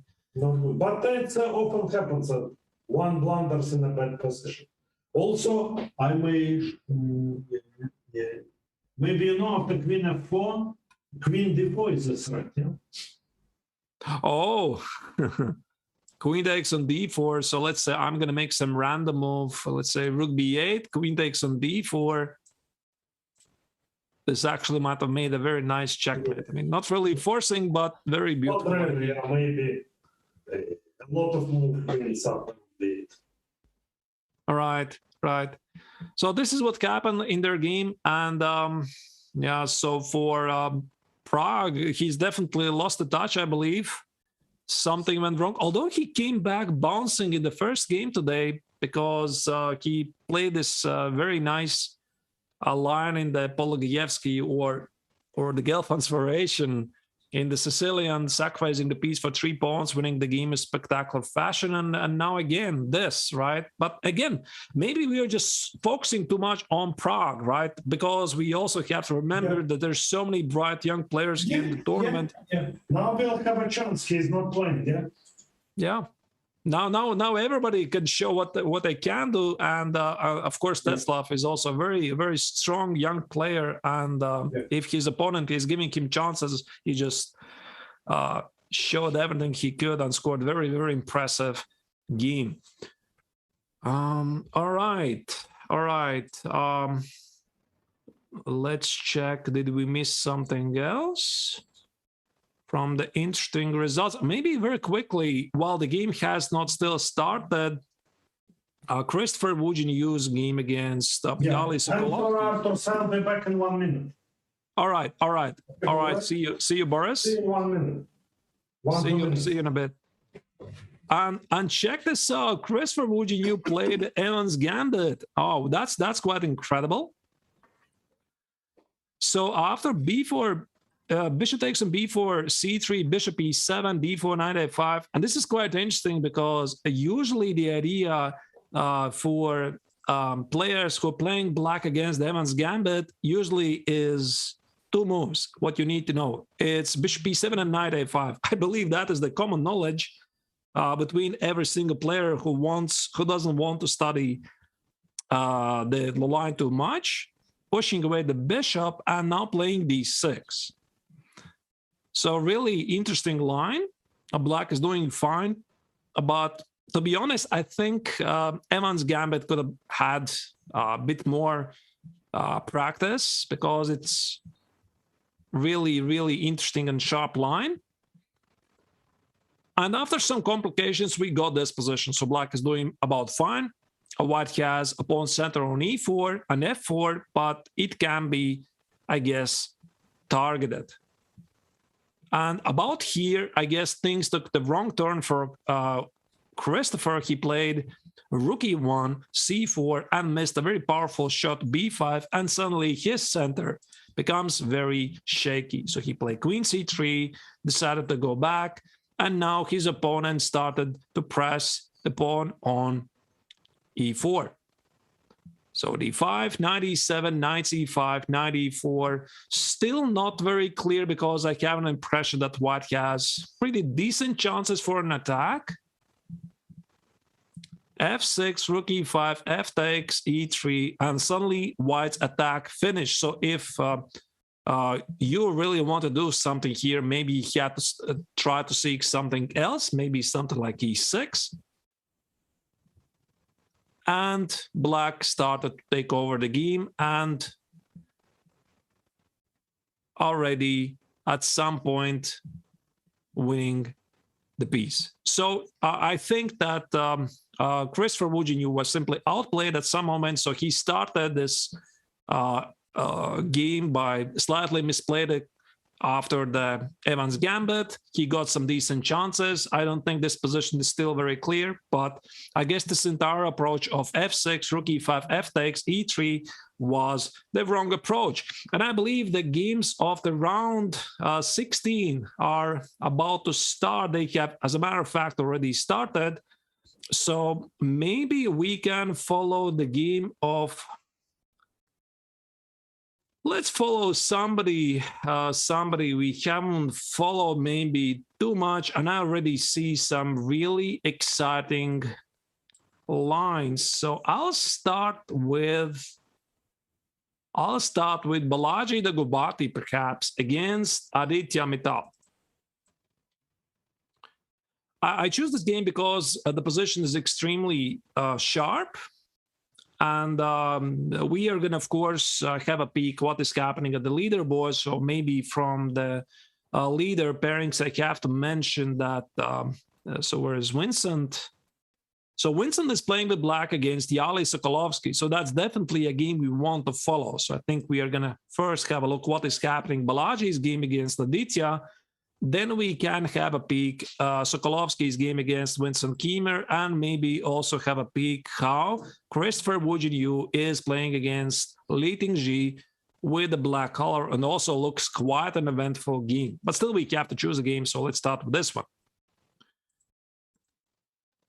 So it was some sort of a Najdorf, queen e2, and knight f5. So Boris mentioned before in one of the previous rounds that bishop g5, f4, queen e2 is called the Polagievsky's variation, which he has adopted and played quite a lot.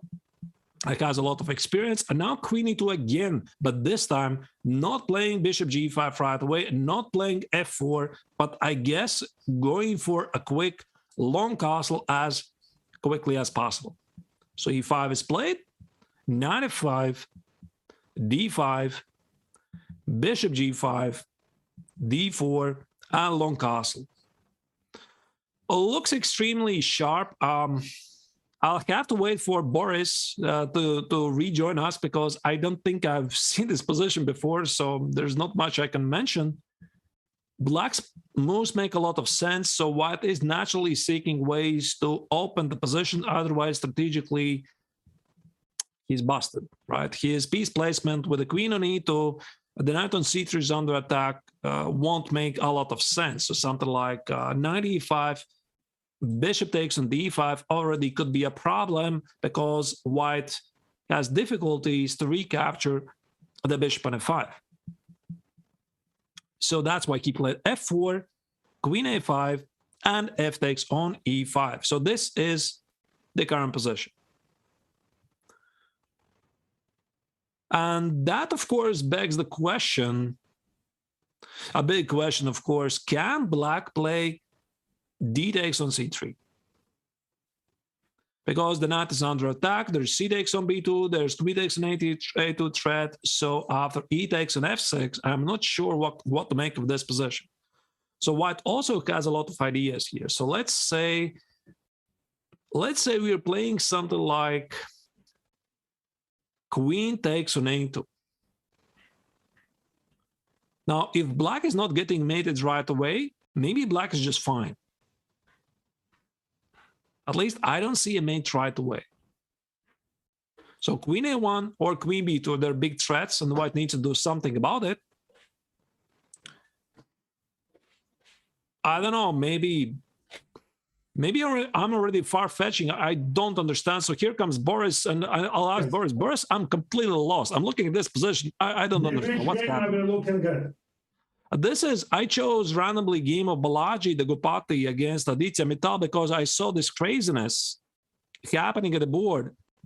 And do you recognize this? You probably do. I mean, queen e2, knight f5, bishop g5, long castle, f4, and f takes. I think it's kind of sideline. I don't think it's so much heavily analyzed. Queen e2 is real. Very rare. I simply have not seen it before, so that's why I'm nowadays I make all the moves here. Right. All moves were played. I don't know, rook g1, e3, queen f3, let alone h3, g3, a3. This is what I think. Definitely. I mentioned the first, the a3, a4, h3, h4, g3, f3, f4, b3, bishop e2, bishop d3, and Lucas von Forest even played bishop d2 and claimed the nullity here. So I think so. I mean, he was the first one to play bishop d2 because nobody played it before. Yeah, but, okay, queen d3 was definitely played. Yeah, queen d3 also. We had in this tournament, by the way. Yeah, queen d3. So this is what I played, f takes, and after f takes, not d takes on c3, I couldn't understand what is happening here. After d takes, e takes, queen takes, and a2. Good question, good question. Yeah.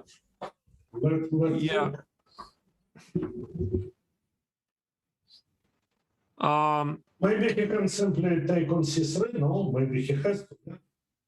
Right, and actually I got an information that up to move 11, all of this already had happened before in the Kramnik's challenge in August between Daggubati against Julius Baer. Oh, okay. They already played it. Okay, this is Cosmos for me. I mean, I'm not sure what to make of this position, so let's just say this is engines analysis. And 95, bishop takes, super sharp game, and after takes, knight f6, knight e7, there you go. I guess the opening is finished, now we have this position. Yeah, interesting game. More hard to assess, yeah, because white will play maybe knight e4 and have comfortable position, but then black would put his knight to e3 also. Or white can try to keep a knight on f6 and try to run, but then after knight d5 to trade, hard to say. More or less balanced, I feel. Yeah? Yeah, it seems that both players have received some very serious coaching, and of course they should, because they have such a wonderful and skilled coaches assigned to every team. So every single team, Team Kramnik, Team Polgar, are assigned 3 coaches, and Boris is one of the coaches for Team Kramnik. So there you go. There you see that the top-notch preparation, probably this is part of the preparation from both players, which started something very... We don't work on opening so much from our part. No? Oh, okay. Okay, at least in my group, I think, okay, opening it's like a suit, yeah? It's individual thing, yeah? Right. What matches one doesn't match other one. But there are some universal thing which is definitely useful for all young players that I want to share with them, yeah? Right. All right, so some excitement is gone here, and now this position is more or less normal. I think we can choose another game, and maybe let me try to select somebody.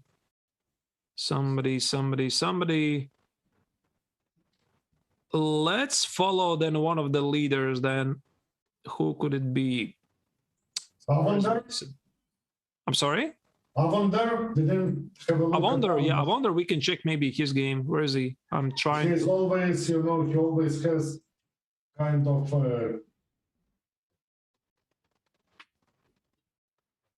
Interesting positions. Sharp games, yeah. Yeah. So Wonder has this position against Dunay Mamazada looks to be some d4 setup. No, it was, yeah, it's the same. Early c5. So this is this some sort of a Chebenenko variation without knight f3? I'm not sure. Yeah, but it's very strange. If you play c5, makes sense to do it together with knight on f3, so you'll be able to develop bishop to f4, let's say. Yeah, I also thought so. Also thought so. All right. Here it seems that he took released the pressure on the center prematurely. Right. But okay, I mean, so far everything is normal. Now, why decide to play d takes on e5? Black, I guess, needs to play e5 because he needs to generate some counterplay in the center.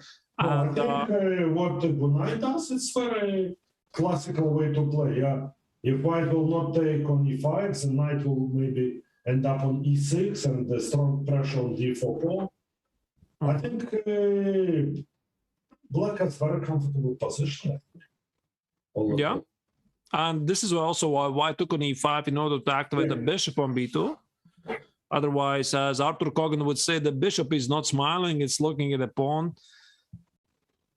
And knight c4, rook d1 is played, and no, rook d1 I don't like, but what if, let's say, she will play maybe knight b5 now? Is it possible or not?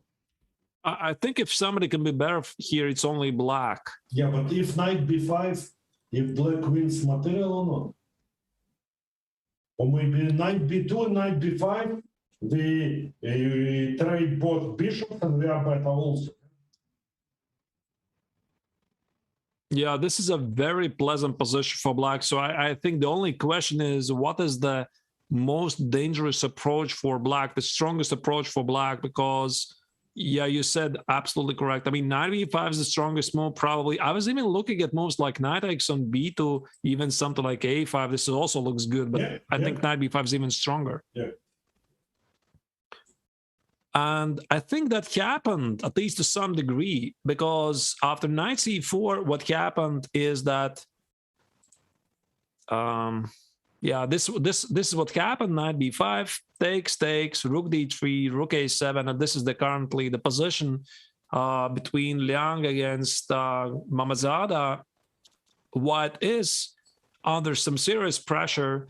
Rook a7, rook a8, they're big threats, targeting the pawn on a3, and what makes white's position worse, that these targets in any endgame are going to be pursued by black's bishop. Also very difficult to regroup his pieces, yeah? Because queen c4 will come and destroy any order. Doesn't look good for Wonder, yeah, so not really great so far by him, but maybe again on the other hand, maybe Mamazada just played the perfect game so far, and yeah, she's playing very well so far. Yeah. All right. Maybe let's use another opportunity to switch to one of the other leaders' games, and I see there's some excitement happening in the game between Li Tingji against Christopher Wu Jinyu. Oh, here we go. That looks very dangerous for black, if e6 happens, of course. Yeah, but also if e6 it doesn't happen. His pieces are so poor, yeah, I feel. Yeah. Okay, now black is in time to play this bishop e6. I think it was some French, right? Yeah, we never French since like. Yeah. b4, queen. Okay, that's some top-notch theory here. Very, very common.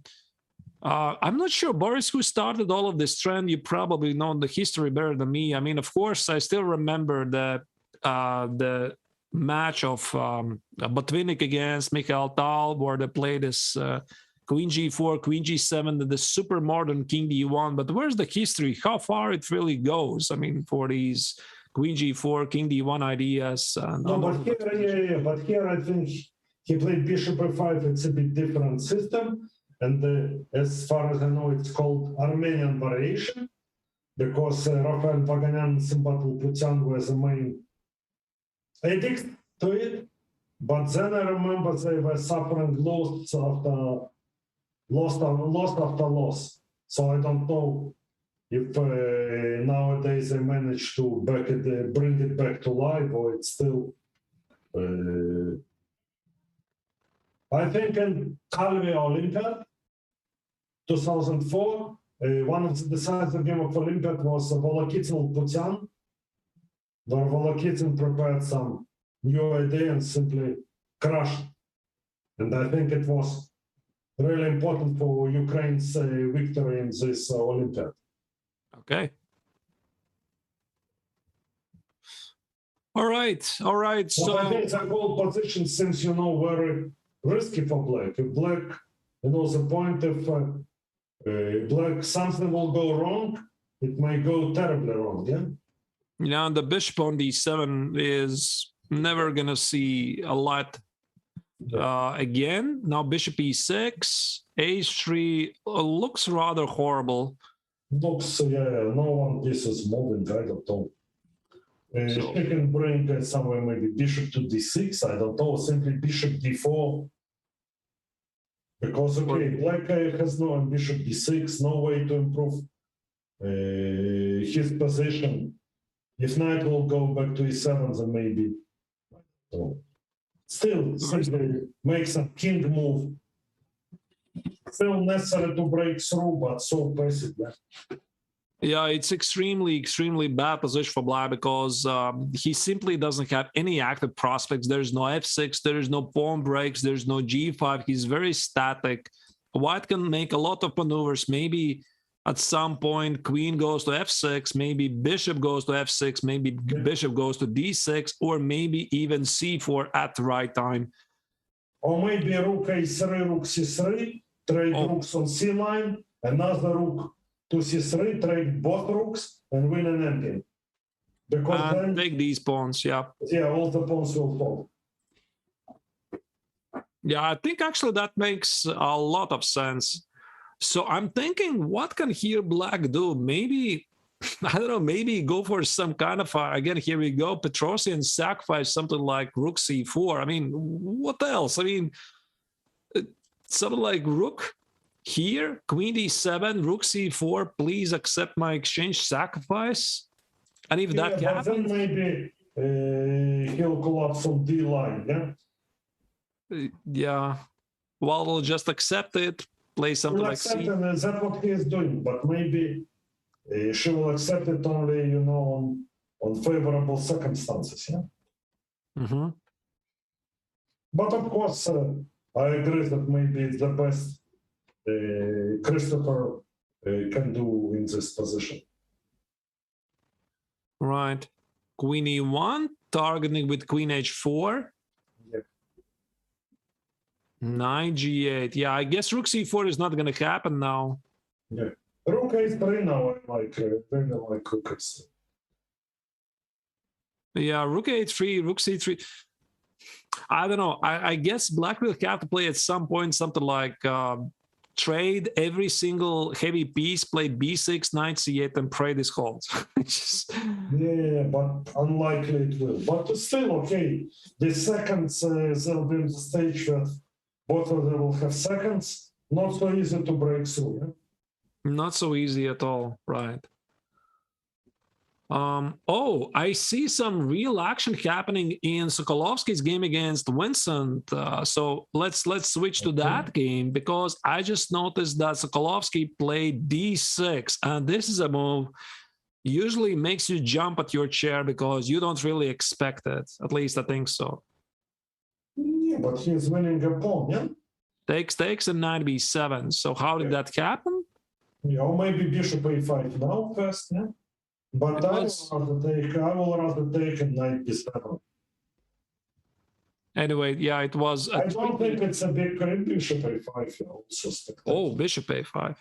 Yeah. Sokolovsky seems to have gained momentum because how many points did he gain today? I mean, I think he beat Christopher. Yeah, he beat Christopher also. Yeah, we haven't followed him so much. I mean, maybe maybe we should have, but no. There you go. He is playing this game, and he's playing against the leader. He has an extra pawn. Also, not so much counterplay for black. Only kingside. Yeah, try to deliver some kind of a mate, but where? Knight x on b7. Oh, wait, the pawn on b2 is targeted. But first of all, maybe queen b6 is possible, yes? Because if you trade queens, it will be really disastrous. A pawn will run. Yeah, but this looks a bit scary, doesn't it? I mean, the king is now slightly vulnerable, but okay, I mean, very concrete move, of course. So if I play something like g takes, can I do that with some h3 ideas? You have to do it. Knight c5. Knight c5. Of course, I try to avoid queen trade, but you're gonna checkmate my queen. Yeah, queen a8. You can go queen a8 basically. Yeah. You waited. Yeah. Okay. And queen b6 is by the way on the board. Yeah. So it is on the board, but not very clear. Maybe this entire approach was not so good. Wait, so bishop a5. But why? Okay, bishop a5 was maybe too flashy, but I don't think it's wrong. I think he is playing fine. Yeah, but you could have played rook d6 and the same position, but with the knight on a5, and the bishop is more sold on c3. Yeah. Because here I'm afraid. I don't know if black can play e3 in the initial position.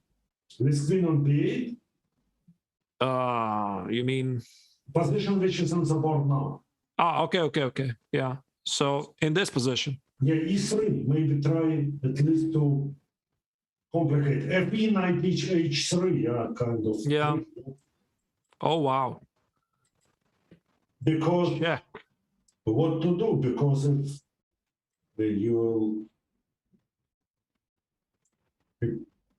but all of these pieces are so far away. This might just as well be bad. Yeah, he destroyed Harman. I don't like it. I think one should, if possible, should put pieces harmoniously. I don't know. Bishop f8. Yeah, I don't know why. Bishop f8. Why he didn't play e3? Yeah, because take, knight h3. Especially if you don't believe in your positions, and now also knight h3. Oh, this could have been actually a spectacular. Although there's queen d8, at least a draw, right? I don't know. No. Maybe take on h3 and queen g3, bishop g2, bishop e4. No, maybe queen d8, queen d2 is possible. It's just in time. Maybe he's just in time. So maybe it's a reason. Bishop f8, he closed the last row, yeah? Yeah. So bishop f8 is played. Queen c6, he took the second pawn. Yeah. He's like, I'm not afraid of you, right? Okay, I'm going to take the second pawn. Now you show me what you've got. And Sokolovsky is down on the last seconds. 36 seconds, but he has increment. Yeah, he has the increment, of course. Maybe e3 now, it's too much. Yeah, but now knight h3 is not really working, is it? Because the rook on e5 is blocking the queen. Yeah, it's true. Looks pretty bad for Vincent. Oh, if he plays slow moves like king g7, then it's not good news. Not good news. So bishop c3 or what, yeah? No, I wanted actually to take on g5 as quickly as I can because I have a feeling that this g takes and h3 might be helping black. But okay, bishop c3 is too slow. So bishop c3 is a good move.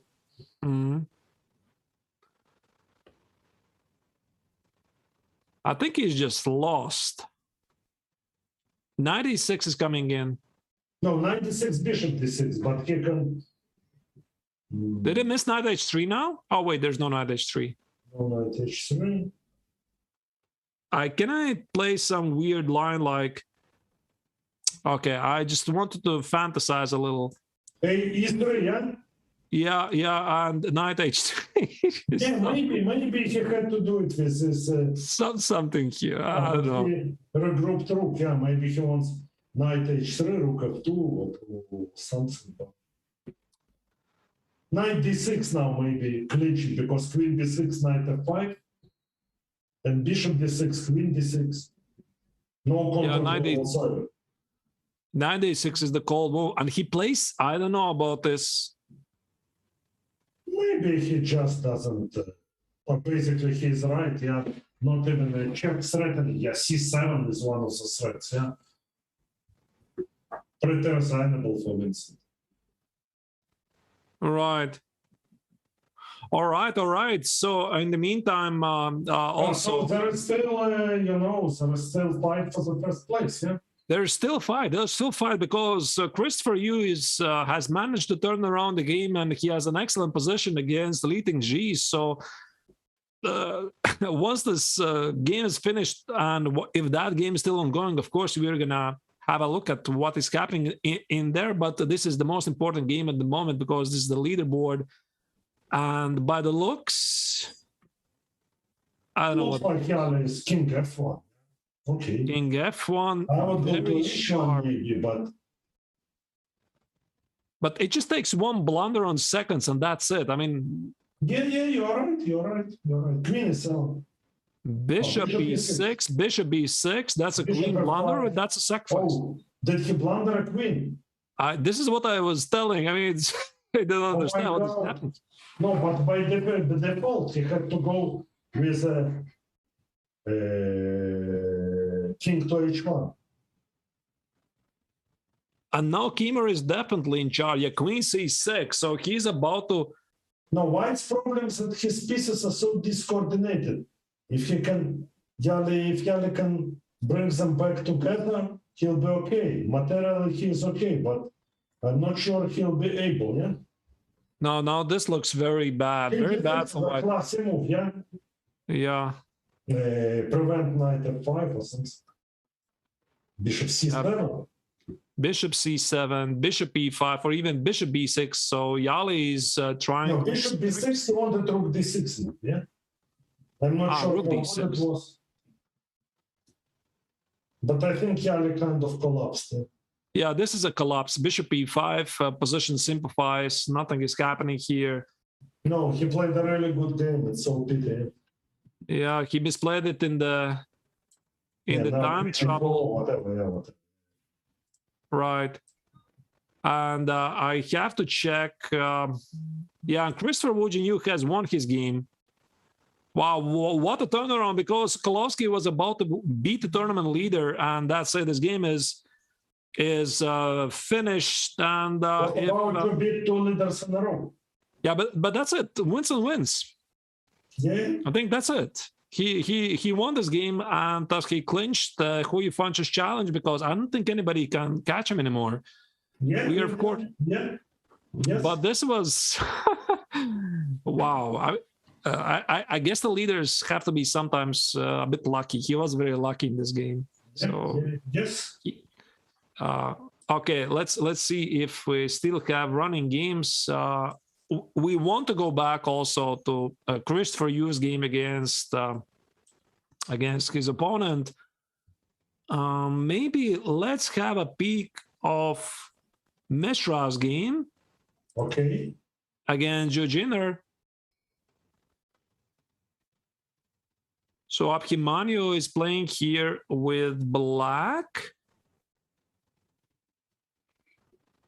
Now white is pressing definitely. Black's king is more vulnerable. Yeah, but it's true. But how to play? Because if rook f6, maybe it's a repetition. Yeah? If she can avoid repetition or not. Because whenever she checks, rook returns to f7, and whenever queen goes to the 6th row, rook f6. Can I play queen d5? Rook c7, rook e5, rook queen c6, rook e7. Yeah, but maybe you might, but I'm not sure you have rook c4 is a threat, yeah? Yeah, rook c4 and c7 also is a threat. I don't know. I mean, I would be worried with black. Yeah, sure, rook c4 maybe rook c4. And go for queen e1, rook f1, counterattack perhaps. Oh, queen e3. Oh, but queen f7, does queen f7 works? Take c7, oh, h4. Whatever he wants to play h4, even c7, h4 he wants to play. Probably, no? Yeah, but yeah, in that position as well. But doesn't work? Queen d1? Maybe he misplayed. I don't know. And now, yeah, and that's it. Is it? Yeah, queen. Is that a... No. Oh, wow. Maybe he's winning, yeah? Yeah, maybe. No, Okay, now it's definitely. Yeah, now white is definitely winning, so Jinner wins the game. Wasn't very easy. I mean,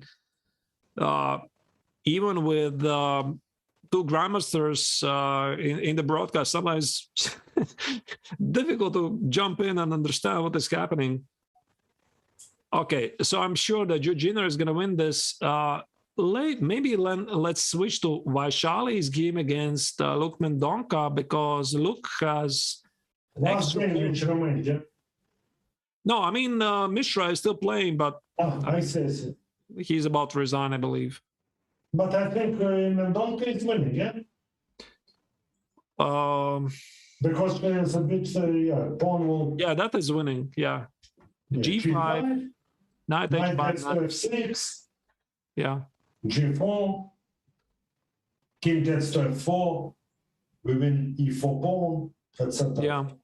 Yeah, looks to be winning, mainly because white has the weakness on e4, which will cost him the game. So maybe the g pawn is not gonna advance anywhere, but king g5, king f4, there's a second pawn. All right, of course. That one is winning. Yeah. Knight h5 check, pushing away the king. King f4 now comes in, then knight f6. Nice technique by Mendonca.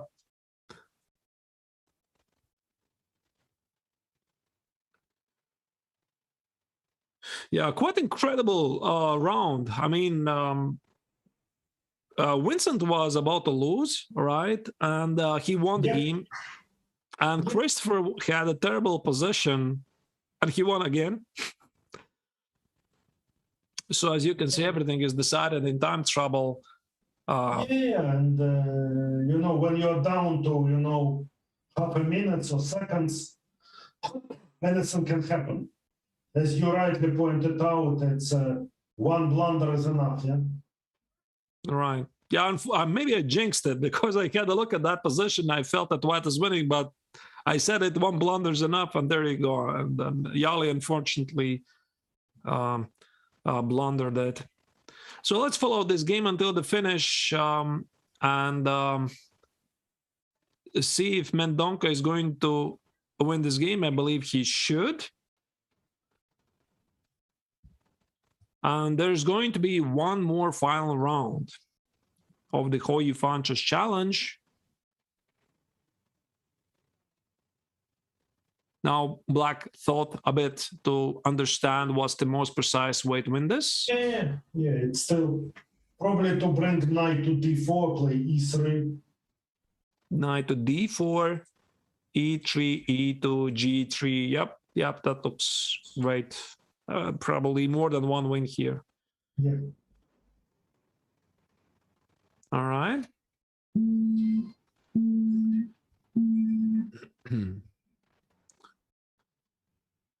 Knight h4, probably also good.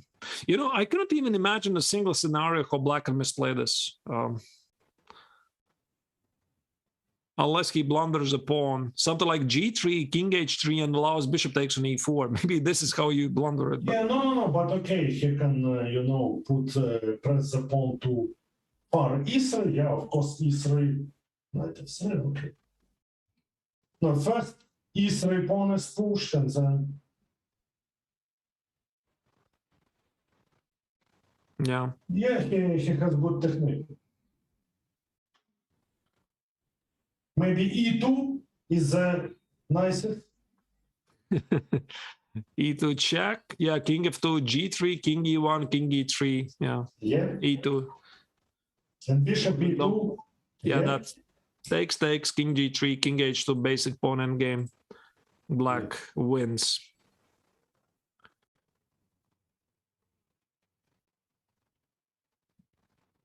All right. They get all moves of 11 at the end of the game. Yeah, I don't think. I think it's good. It's good sign. Yeah. Right, indeed. So Mendonca wins the game, and maybe we can have a look at the round 16 results, one round before the finish of the tournament. As you saw, Winston Keemer won a crazy game against Yali Sokolovsky. Me and Boris, we had a feeling that Yali had outplayed the tournament favorite, and he was very close to beat him. I don't know what the engine was saying, but the impression was that all he needed to do is make one precise move, and he would have scored a victory. Instead, he blundered in a time trouble, and Keemer won the game. Also, Christopher Yu managed to turn around the game and win against Li Tingzhi with a black color. And from other interesting results, had to mention that Liang won a game against Mamazada. Yeah. Wow. He won. Yeah, he won. Wow, that's incredible, because we saw, oh, that's so terrible after the opening, and yet something happened there. Maybe we'll have a little time, I'm not sure. What does it mean for the standings? As you can see on the screen here, Keemer wins the tournament with one round to spare, 12.5 points. Nobody can catch him because Christopher Yu has 11 points and is 1.5 points behind him. Prague and didn't play this round. He had a bye, and he is 10.5 points to the third place. And Liang now has climbed to the fourth place and is actually half a point from the third place. Yeah, so I believe we can make a small break before the start of the final round of Hou Yifan Chess Challenge. And if you're going to have a little time, maybe we can very quickly recap what happened in some of those games. There's so much action happening at the same time that it's literally impossible to see. Yes. It's hard to catch up with everything. Yeah, 8 games each round. Right. Yeah. So indeed, I guess Vincent is going to win this. So we are not going to focus his game too much and maybe see who else is fighting for the top 3. But I guess we will see you in a bit. We are going to be back in a couple of minutes.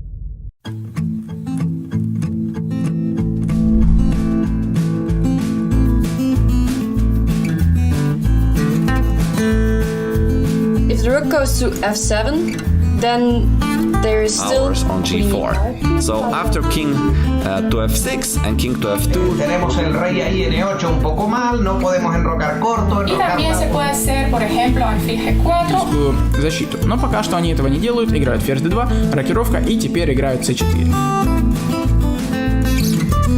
Thank you so much for the lessons. Gracias por las clases. Gracias por las clases.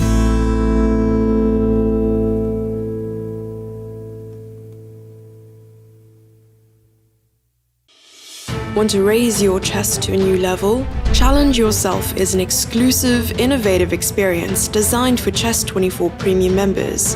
Train like a champ with a unique set of lessons prepared by the coaches of the challengers. Boris, Gelfand and co will help you improve your chess. Play a champ. Play a grandmaster each day in Banter Blitz. Take advantage of this incredible opportunity from June 10th. Go premium and challenge yourself. This is John. John loves to study chess. This is David. David loves to study chess as well, but efficiently. John spends more time setting up the board and figuring out what's on the page of his book than he gets to study. David likes to take it easy and use his time wisely.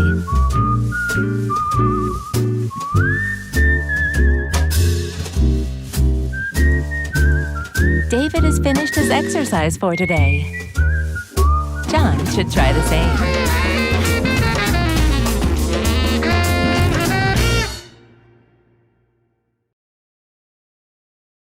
Watch chess tournaments online? Don't just watch. Go to Chess24 and make it an interactive learning experience. You get live commentary in multiple languages, including different streams in English from beginner to expert. It's not just commentary, since there's also an interactive live board. Choose your game and try out your own moves. All moves by the players get near-instant cloud analysis from the latest chess engine, which will also analyze any move made by a premium user. Open the tab Opening Tree. It contains a database of 500 million positions from historical games. Has the current position ever occurred before? What did the best players play? The database tab lets you search full games and load them on the interactive board. There are many more tools for chess learners and experts. Come to Chess24 to watch all the online and over-the-board chess tournaments happening worldwide. Discover a new way to watch chess. Be part of the experience. Let's take someone with a random account, with a random name that just seems attractive. Play live online against the world's top chess players while they stream their thoughts live. As a Chess24 Premium member, seize the chance to have your moment of fame. Get a peek inside their lives with question and answer sessions, in-depth teaching, analysis and interviews. The Champions Chess Tour, with countless accompanying events, is happening now. Tune in on Chess24. It's time to take control of your journey towards chess mastery. Magnus Carlsen introduces Chessable, the definitive solution for studying chess. Move Trainer uses the science of spaced repetition to identify your strengths and eliminate your weaknesses. There's no need to set up a board, remember which page you're on, or keep track of all the moves you miss. Move Trainer empowers you to go from the opening to the endgame with confidence. It's a seamless, effective, and fun way to study chess. Choose from one of the largest online chess libraries in the world, with hundreds of titles ranging from classic books through to our exclusive Chessable courses, including over 100 free courses. Get expert insights from International Master John Bartholomew, Grandmaster Sam Shankland, International Master Christoph Sulecki, Grandmaster Simon Williams, World Champion Magnus Carlsen, and hundreds of other instructors. Get started now and join our growing community of over 100,000 chess enthusiasts at chessable.com. Chessable, take control of your journey towards chess mastery. Super discounts on merchandise. Massive sales on courses from Chessable. Chessable and Chess24 bundles, with new deals appearing every day. Visit chess24.com/deals.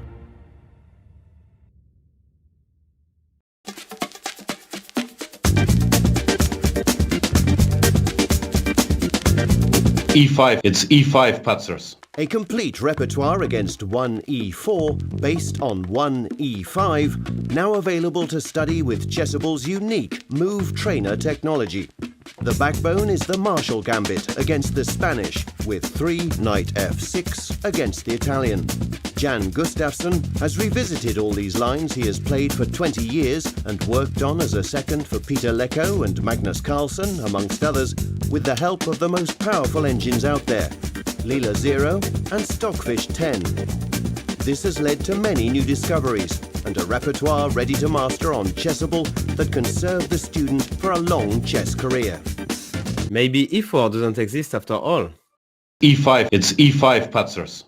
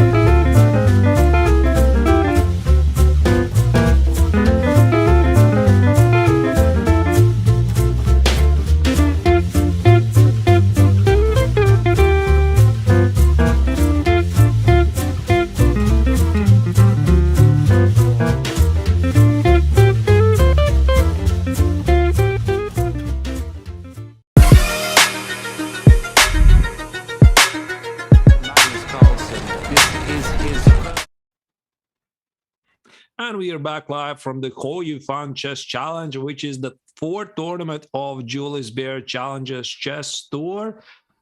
Your hosts today are Boris, Gelfand, and me, Latvian Grandmaster Arturs Neiksans. And we are following the final game between Christopher Wooden against Avonder Liang, 2 very promising, bright American Grandmasters playing against each other. But already the tournament in terms of who is the winner has been decided, because in the previous round, Winston Keemer managed to turn around the tables in a crazy time scramble, trick his opponent Yali Sokolovsky, and won the game, thus clinching the Hou Yifan Chess Challenge and winning the 2nd already tournament of the Julius Baer Challenges Chess Tour. And Boris, what do you think about that? I mean, couple of words maybe on Winston's progress.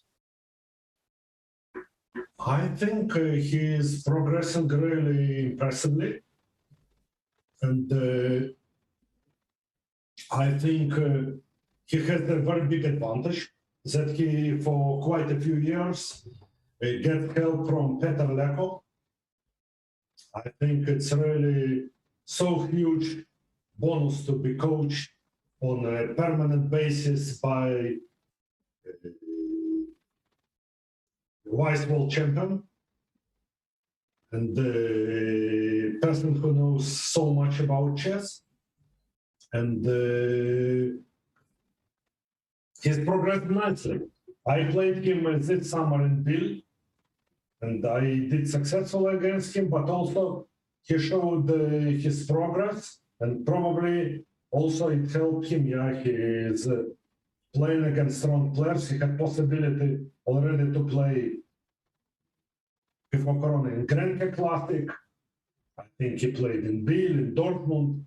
He had maybe more possibilities to play against if not some elite player and some, 2700 or close players. So also this experience he's absorbing. All right. So he has his own style, yeah, and what I think gives big advantage to him, that he has an opening repertoire, full opening repertoire. Because other players are switch playing here and there, yeah, someday they this, someday this, but he's pupil of Peter, so he is absolutely knows well what he is playing, and he's familiar with the position he is playing, and it's a big advantage. Right. So the final round, he is playing against his opponent. We are not going to check that game too thoroughly because he already is the winner of the tournament. And instead, I think we can focus on this game because Christopher is fighting for the top 3, and I wonder Liang is a full point behind. So chances for Liang actually to make it in top 3. And I see there was an exchange sacrifice, which is more familiar to me in some Dutch defense lines. Here in the King's Indian, I don't think I've seen it. So h4 right away. I mean, yeah, okay, it started as this Grunfeld, this very it's very popular nowadays. So it is the game of Mamedjadov, Vashilagraf, or was it Vashilagraf, Mamedjadov, who was the first? Oh, wait. I think there were a couple of games. I don't remember. Okay, it's a trendy system. So knight c3, bishop g7, e4. So now we have some kind of kings in, and there you go, h5. But bishop e2 is the main line, but h5 is bishop e2. Sorry? Yeah, bishop e2 here. Yeah, h5, it's kind of, it's a very creative way to play. I might tell you a small story if you have time. Yeah, sure. It was, I think, which year it was? It was 1984. And we played Soviet Union Junior Championship. And last round, the decisive game was Alexei Dreyev, Alexander Halifman. 2 young guys who then grew to be great players, yeah? And Halifman is ever tied on the first place, and Halifman as black prepared the novelty. E4, E5, first moves. Should I show it? Yes. So E4, E5? Knight C3, Knight C6, G3. And here with black, he invented move H5, Knight F3, H4, Knight H4, Rook takes H4, G takes Queen H4. And his coach was, I think, world correspondence champion or vice champion, Gennady Neiksans, started shouting on him that you're insane to give up a exchange on move 4 in the decisive game. But I was there and we had so much fun. We've been so excited with an idea. And Alexander played it in one decisive game in 20 moves with black. So this is a really creative idea. And it's good to see Christopher implemented it in, different opening, but it means also that he has a very big creative potential, yeah? And this potential helped Alexander Halifman to become FIDE champion and really amazing great player who maybe could, I believe, could achieve even more.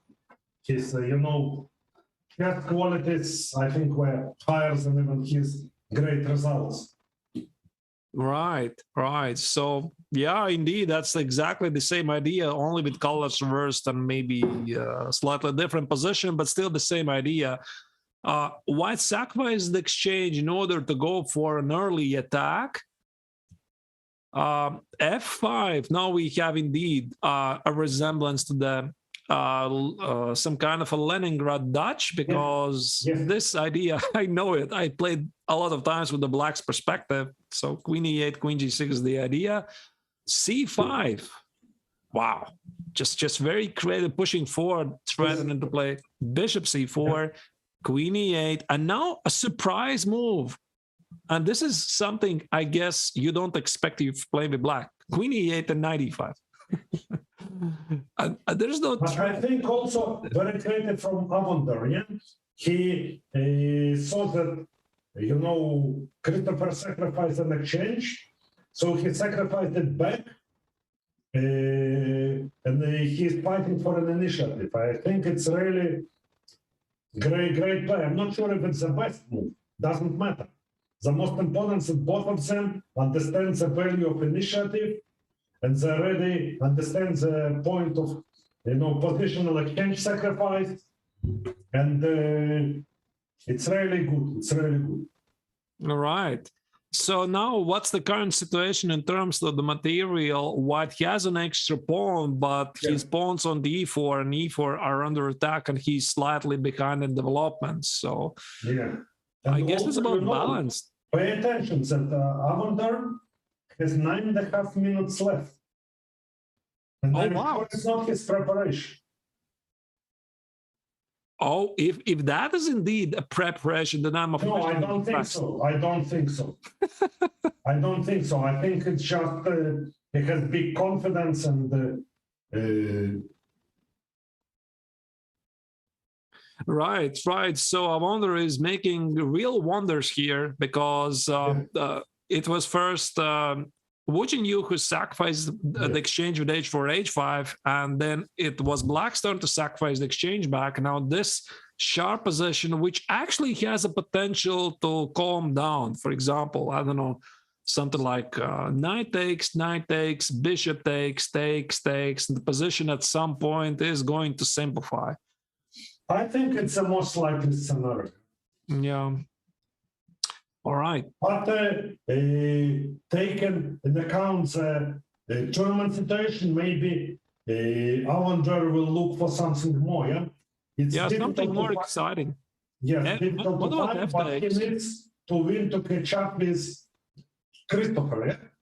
Yeah, he needs to win. He needs to win if he's looking for a chance to catch up with Christopher Wu Jinyu. He needs to try it for the win. I mean, maybe knight e4 is still fine, but in regards of that strategy, maybe f takes an e4. But Arturs, please correct me if I'm wrong, but I think both of them already qualified for the final, yeah? I think so, yeah, because we are going to see the overall ranking, of course, after this round, but I think so. They have. But I think they were, both of them were always, I remember, doing well in previous legs of the tour, so I'm almost sure. All right, well, you might be right. I think so. You're right. All right, so Avondar instead played something else. He didn't take the pawn on the e4. He didn't take the pawn on the e4. For more complicated game, he has 5.5 minutes more. So why not him? Yeah, why not? King f1, the king goes away. Yeah. And c takes.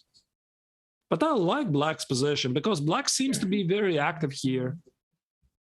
Yes, it's true, but still, if White will play, let's say, bishop e3 and consolidate, that's what Christopher does. I think very difficult to unbalance this position. I'm sure Avondar will give it a try. Yeah. Let's say rook c1. Yeah, rook c1 is just bishop d3. Yeah. Maybe so it would a3. Maybe even a3 if he wants to simplify. Rook c8. Rook c1, d5. No, rook c1, d5, bishop b3 is a solid move, but if he wants to simplify, maybe a3 instead of bishop b3. a3. Okay, if you want to simplify. Yeah, but I don't think really that Christopher is looking for simplifications here. Otherwise, he wouldn't have played h4, h5, right? Yeah, no. But he's looking maybe what he has to look, and he's looking for, he managed already to develop his pieces just to keep some, harmony, to put them in harmonious positions, yeah? Right. All right, so this game is still ongoing. With a glimpse of Fanai, I have a look at Winston's game. I don't want really to follow it too much, but Winston has really great attack, so it would seem, against leading G. So no pressure for Winston because he already managed to win the tournament. But maybe we can follow But I think I don't understand why she played this opening, because I think it's part of Vincent's repertoire. Okay. Vincent knows it very well, so I think it's. I remember we played. Yeah. Let's maybe very quickly switch to the game. Now this is the moment I was mentioning here, right? Yeah. I mean, after h6, knight h7, knight f6, knight f8, huge threats. Yeah. Although 93, queen f5, very clever. Oh wow, 93, queen f5, 91. That's a mate. Yeah, but I remember we played tournament in Isle of Man a couple of years ago, and Vincent with black played against Pavel Elyanov, and he blitzed. I don't know, more than 20 moves in this line. Position seemed suspicious, but he blitzed it and he made a draw against Pavel. So his knowledge must be really deep.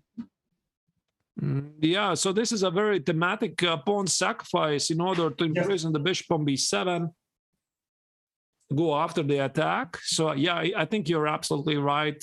He knows these ideas. And in rapid game, it could be actually not so easy to find it. So knight g5, knight h2, know that there's knight f8, queen f5, queen h7. It's something doesn't really jump to your mind. But the whole concept, like when one knows the whole, pattern of ideas, it's much easier even in rapid game to find the right decision. Yeah. I think Winston here, he has an excellent position, but I really want to go to romantic chess here. I just noticed one position I really want to see it, because that's a game of Prague and Da against Leia Garifolina, and there's something exciting happening here. I don't understand this, but we just have to see this. The knight on f5 already generates some excitement here. So Prague is going after it. What? It was some kind of classical Sicilian, was it? No, it was neither. Neither. I thought it was classical Sicilian. Oh. E4. Okay. Second time in a day. Yeah, and actually the first one brought him success, right? Yeah. He already played it in the first game of today. So the knight has nowhere to go, seemingly. I'm not sure why. Knight maybe takes an e5, I think. Takes, e5, and knight e6 something. So that's a double attack. Yeah. So Prague loves b4. Okay, that's official. Yeah. Takes, c6. Wow, very creative. Yeah, now, but okay, he's a pawn up and winning position, yeah? Yeah. Because his king is not in real danger, yeah? Maybe check or two is the maximum. She'll be able to get, yeah? So take, this is very bad because of knight e5 and the bishop on e7 will be lost. So black cannot accept this Greek gift. Rook a7, queen d4, rook c7. Okay, so the position simplifies. So indeed, there was maybe instead of the excitement, the position was just crushing for white. Yeah, now it's 2 extra pawns. Another powerful game by Prague. And I believe he is still fighting for the top 3. So very, very important for him to finish on a positive note. And the black king is not going anywhere, right? So short castle. The pawn on h5 is lost. Actually, that's a mating. Yeah, rook g3, h5. No. Yeah. Position is absolutely resignable. Yeah. So I don't think even minimal accuracy is required, or one can spoil this with one wrong move. Right. Maybe rook g3, just to. Trade. The only active piece, but maybe I don't know. Rook d3 and rook d8 or something, maybe it's direct method. Knight a4, knight b6. Basically, any move wins. The only problem Prague may face is that he has less than 1 minute left. Oh, all right. Yeah, he has less than 1 minute. I'm looking at other games. Maybe let's switch still to this central game between Christopher Wood and you against the Wonder Liang, sure. because that's a fight for the podium, which started with a very spectacular h4 h5 exchange, sacrifice. Liang came back, sacrificed back in exchange, and Christopher is down on 12 seconds here. Yeah. So Allender have to look for possibility to complicate matters. Maybe he has to take on b4 anyway, for good or for bad. Otherwise, he's just a pawn down for nothing. Yeah? So what happens if I play this? Bishop d2? Because the pawn on d5 is protected. Good question. Maybe bishop d6 is possible or not? Bishop, what? DC, no, rook d4, yeah? Not possible. Knight e2 maybe, yeah? Knight e2? No. Bishop d2. Bishop d2, knight c4, what to do? Okay. I take, you take, but of course, yeah. Okay, I will take on d4. Hopefully you're better, but probably I will save a game, no? Yeah, but White is not really risking here, is he? Absolutely not. But what else to do? Because now black pawn down, d5 is hanging, or knight d3 and bishop e5 is a threat.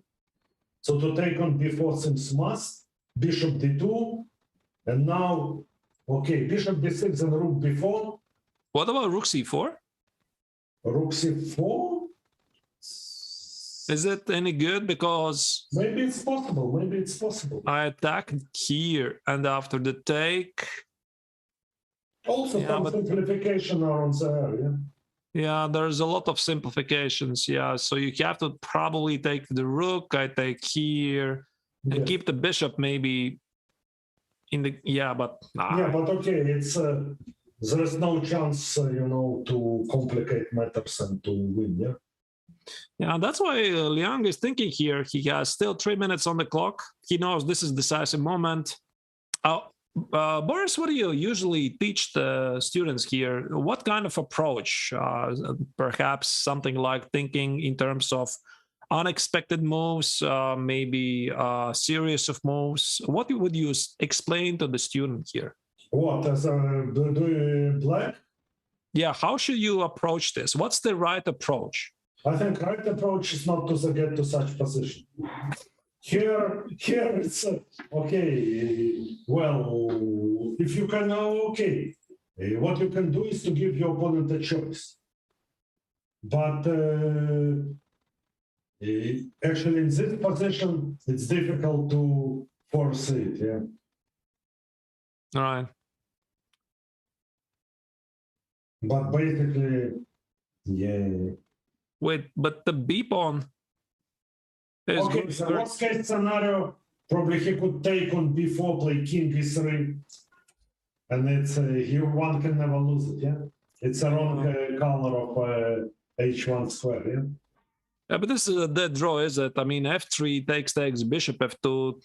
Yeah, no, maybe king bit. But here, okay, it's already some with second sticking, minimal accuracy is required. Yeah. Bishop d4, king c4, very minimal one, but I'm not sure why he didn't play here after bishop e1 f3. Was there something wrong? No, maybe it takes on f3. He was afraid h pawn will.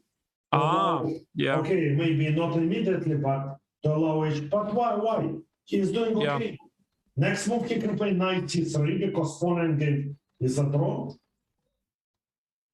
And there's a wrong corner. E4 pawn and win it, yeah? Mm-hmm. Knight c3, g3, king d3, knight d5. Okay, yeah. So that means that Liang is not gonna get past. Yeah, he's not gonna get past his opponent, and this game is draw. Yeah, so I think if Prague will win, so he will tie for second place with Christopher. Right. And Prague, let's go to this position. Of course, Prague is absolutely winning here. He already was when we last checked it. He has 1, 2, 3, 4 extra pawns. The position is absolutely winning. Yeah. So Prague is gonna win this. From other games, I'm looking at maybe let's follow this game. Mishra against Yali Sokolovsky. So for Sokolovsky, this was tough luck because he was showing very good results today, and he was sort of on a winning streak, and I was about to win Winston Keemer when a small tragedy happened in the time trouble. And now he's pressing here. He's pressing. He has a beautiful knight. Yes, but also this position he is still slightly better. Because bishop on a1 is pretty poor. Okay, both of them are down to seconds, so anything can happen. But he's the strongest knight. Very difficult to play with white. And I think for black, I think they have a beautiful idea to play king h7, g6, h5, g4, h3, and to grab the pawn, like in Rubinstein's game or Salem Kramnik, modern classic. Yeah? Right, yeah. That's beautiful. Because is it possible to pick it up in time trouble? Probably it should be, right? Because the first thought I was thinking, I want to position the king here on the e5. Yeah, but white has no moves, yeah? Or bishop is not moving, king has nowhere to go, rook also has nowhere to go. He didn't notice it. He didn't know. But probably, I'm not sure he knows about it. If one knows, that's why it's another example how important it is to know classical games. If you know, the idea will pop up in your mind that it's possible, even on seconds. Yes. But if someone doesn't know, okay, who will tell you that it's possible, yeah? And he goes for this endgame. I don't know, it's crazy, yeah? Because pawn endgame, we know it can be there. Okay, he has so many tempers to draw, but why to trade such a knight for such a bishop? Yeah, that was not very practical decision. Yeah. Why? So white has a spare tempo of e3, h3, h4. There's some, yeah, this is gonna be e4 maybe now, yeah? Yeah, he completely misplayed it. Probably it's gonna be a draw. I'm seeing other games. Murzin is outplaying Mamadzada with the black color. He seems to be completely winning. From other games, you have to mention that was Vincent.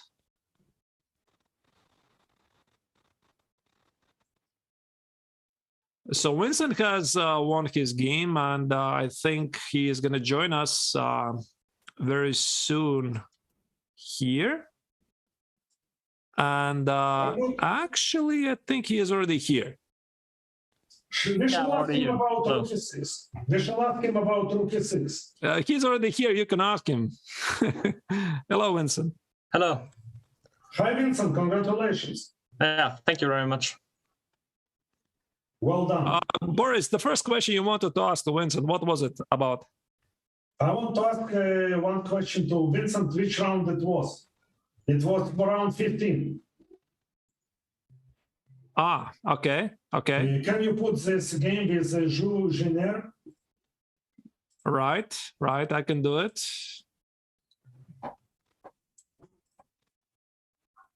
Yeah, which move exactly? I'll tell you somewhere move 16, 17. 16, 17, okay. Yes, here. Yeah, no, I think my problem was that I forgot that after rook e6, fe6, bishop b7, I thought she can take on c4 and go queen b6, but I have queen b3. That was my problem, of course. But you could start with bishop b7 also. Yeah, I know. Also. Because I think Peter would reproach you, yeah? for not taking. No, of course, I would have loved to take on e6, and because this is like, okay, positionally such, really pleasing to take this. Yeah. And yeah, I mean, I think practically would be great. No, I just somehow saw some ghosts that those 2 bishops on the b file will get into some trouble. I see. But congratulations.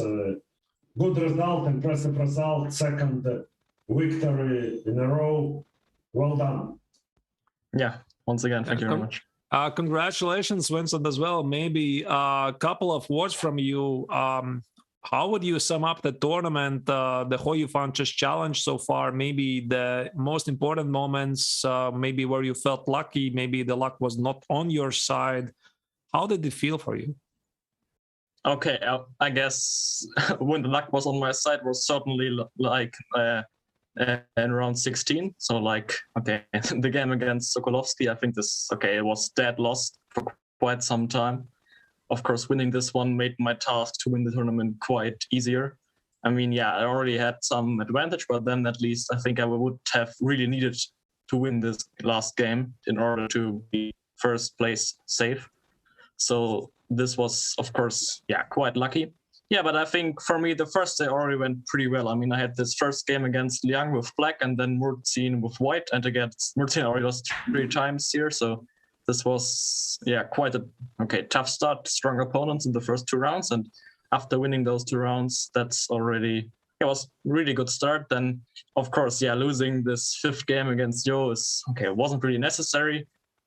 But okay, it can happen. Yeah, I mean, it's like, of course, in such tournaments, it's always possible to somehow blunder or make bad moves. You can't play those 16, 17 games in 10+5 without making 2 big mistakes. So you can just try to do it as least as possible. Then, yeah, I mean, the second day went pretty well. I had first the bye and then the 3 rounds, I think, also were, played acceptable at least, not too many blunders, and also won all 3 games. And then, yesterday, of course, this game against Prague, I was really happy that he gave me those 2 bishop position, because this is more or less the dream you can have in this 10+5. It's just clear that you're better and you can just play, and he will have to be really precise to make a draw, and I always have some kind of advantage, so that's, I mean, he defended pretty well for quite a long time, I think, but just at some point you will make mistakes with so little time. That's what usually happens, and also happened there. And then, of course, my game against Gary Fulina, out of the opening, I think this is still all right for me, but I need to be precise, and somehow, I really misplayed this game. I mean, it never felt like I was in a good shape there. Always felt a bit wrong. And also then at the end, I should have just drawn the game. I mean, if I already got out of this really luckily, then at least should be happy with the draw. But then I don't know, played rook b8 or something. This was like, I can't even explain to myself, to be honest. And now today, I already know last day is always really tough. I mean, I was already, I think first before the last day also in challenge number 2. And then I played horrible the whole day, and also I think lost 2 games or something. This went really bad, and I'm pretty happy that now it worked out. Was there one game which you were very proud of during this tournament, or all of them were up and down? Probably there was such a game which you'll remember. I believe the game against Young was pretty nice if we don't talk about the opening part. I mean, I just mixed up the line and played this, which is very wrong. But after realizing that there was this Queen C6, then, I mean, it's just from a human point of view, it's really natural that White is forced to go Knight A3, and then already everything's all right. And Bishop C5, of course, I saw the engine idea that BC5, Knight E5, Knight B5 there was the only safe, but this is insane, I think. Like, no one will really find this in a rapid game. All right. Now you have won already the second wild card for the Meltwater Champions Chess Tour. The first one you didn't manage to use because you were playing in the European Individual Chess Championships, right? Yeah. How do you plan to use it? I'm sorry? And I think Vincent was doing quite well, sir. Yeah, pretty good. Yeah, pretty good. Second place. Yeah, this was also a great experience there, Reykjavik. Right. So yeah, what are your next plans? Then maybe you can tell us something about what we can expect from you in the coming months. Where you're gonna play in the autumn? Yeah, so I think tomorrow I will fly to Malmö. So that will be the next tournament. I think starting on Thursday, the first round. So that's not so much time in between. And then I guess the next thing will be the Grand Swiss in Riga, maybe. Yeah, I don't know what else. I mean, because I won the U20 in the European Championship, and that's a wild card for the Grand Swiss. And then, okay, I don't know. There's quite... Okay, I mean, I already am playing really a lot of tournaments now in a row. And I think then, I don't know exactly what I'm going to play, but yeah, those two tournaments are planned for now, I guess. All right. Yeah, very, very busy calendar. Maybe, Boris, some questions from you? Or are we letting Winston go? I think just enjoy. He has so busy schedule that, okay, he has to enjoy. Okay, well done. Really impressive performance, and good luck in all the forthcoming events. Yeah, thank you very much. All right. Good luck, Vincent, and see you in other tournaments. But in final, you will play in final also, yeah? Yeah, I hope so, yeah. It should work. Final of the tour, yeah. Yeah, there's still the final of the Julius Baer Challengers Chess Tour coming in October, where qualified have 8 players from the 4 tournaments. So yeah, Winston is going to be one of them. All right, Winston, thank you very much for joining us here in the broadcast, and best of luck to you in the coming tournaments. Yeah, it was a pleasure to be here. Thank you very much. Thank you. Yeah. In the meantime, I think we have to have a look at first the Hou Yifan Chess Challenge standings. That was Winston Keemer with us here in the broadcast. He wins the tournament with 13.5 points out of 17 games. Pretty smooth win. The second and third place is shared between Christopher Yu and Prague. Christopher played a very sharp game the last round against Avondor Liang, but after some bloodbath, it finished in a draw. And for Prague, he scored pretty much convincing victory, and thus was able to catch up with Christopher. The 4th place is for Avondor Liang, and 5th place Leon Mendonca, and everybody else is less. The question is, do we have a list of the players who have qualified for the final challenge? I think we are going to see it in a moment. Boris, are you going to come yourself to play in the Grand Swiss, by the way? Grand Swiss, yes, I will. All right. Yes, because this is also one of the tournaments that Winston mentioned. Those of you who don't know, I mean, I don't think there's anybody who doesn't know it, that the capital city of Latvia, Riga, will be hosting the FIDE Grand Swiss, which will be taking place from, 25th October to 8th November. 8th November, yeah. I think it's the last day. Also will be some strong blitz, Michael Arturs. Yeah, honoring his 85th birthday, exactly, right. And now we can see the overall standings in the tour. Winston Keemer takes the 1st place overall and qualifies for the knockout tournament. Avondor Liang is in the 2nd place. Actually, that's interesting. There's a share of the 2nd place, but all of the 8 players are qualified, including Volodar Murzin, Pragnenda, Noderbek Abdusatorov, who was not playing here in the Hou Yifan Chess Challenge. Li Tingzhi and Leon Mendonca managed to clinch it. Yeah, quite convincingly, actually, because Gukesh was not playing, and Jinner was too far behind, and Michal Sarin was... I guess he was busy with other tournaments and he was unable to play. Right.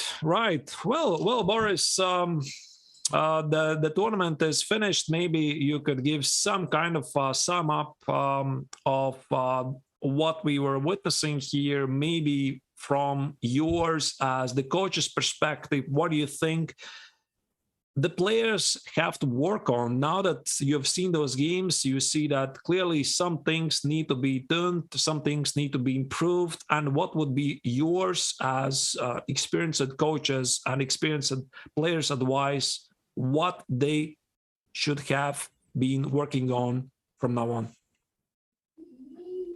I think everyone has his own, drawbacks and strong points. So I think everyone has potential, but has really to improve and work hard. Some really brilliant games, but some really great mistakes. Maybe they have to learn, to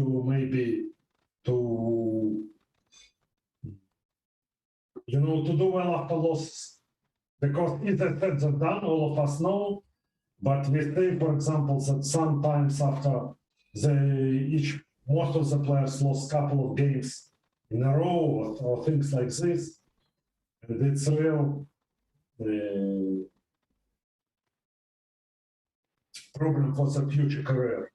But I think each of the guys has their coaches within the project, and probably most of them has a personal coaches. So I wish everyone to continue work hard, to enjoy chess, and the many success in the future events. And for those who qualify to the final, good luck in the final.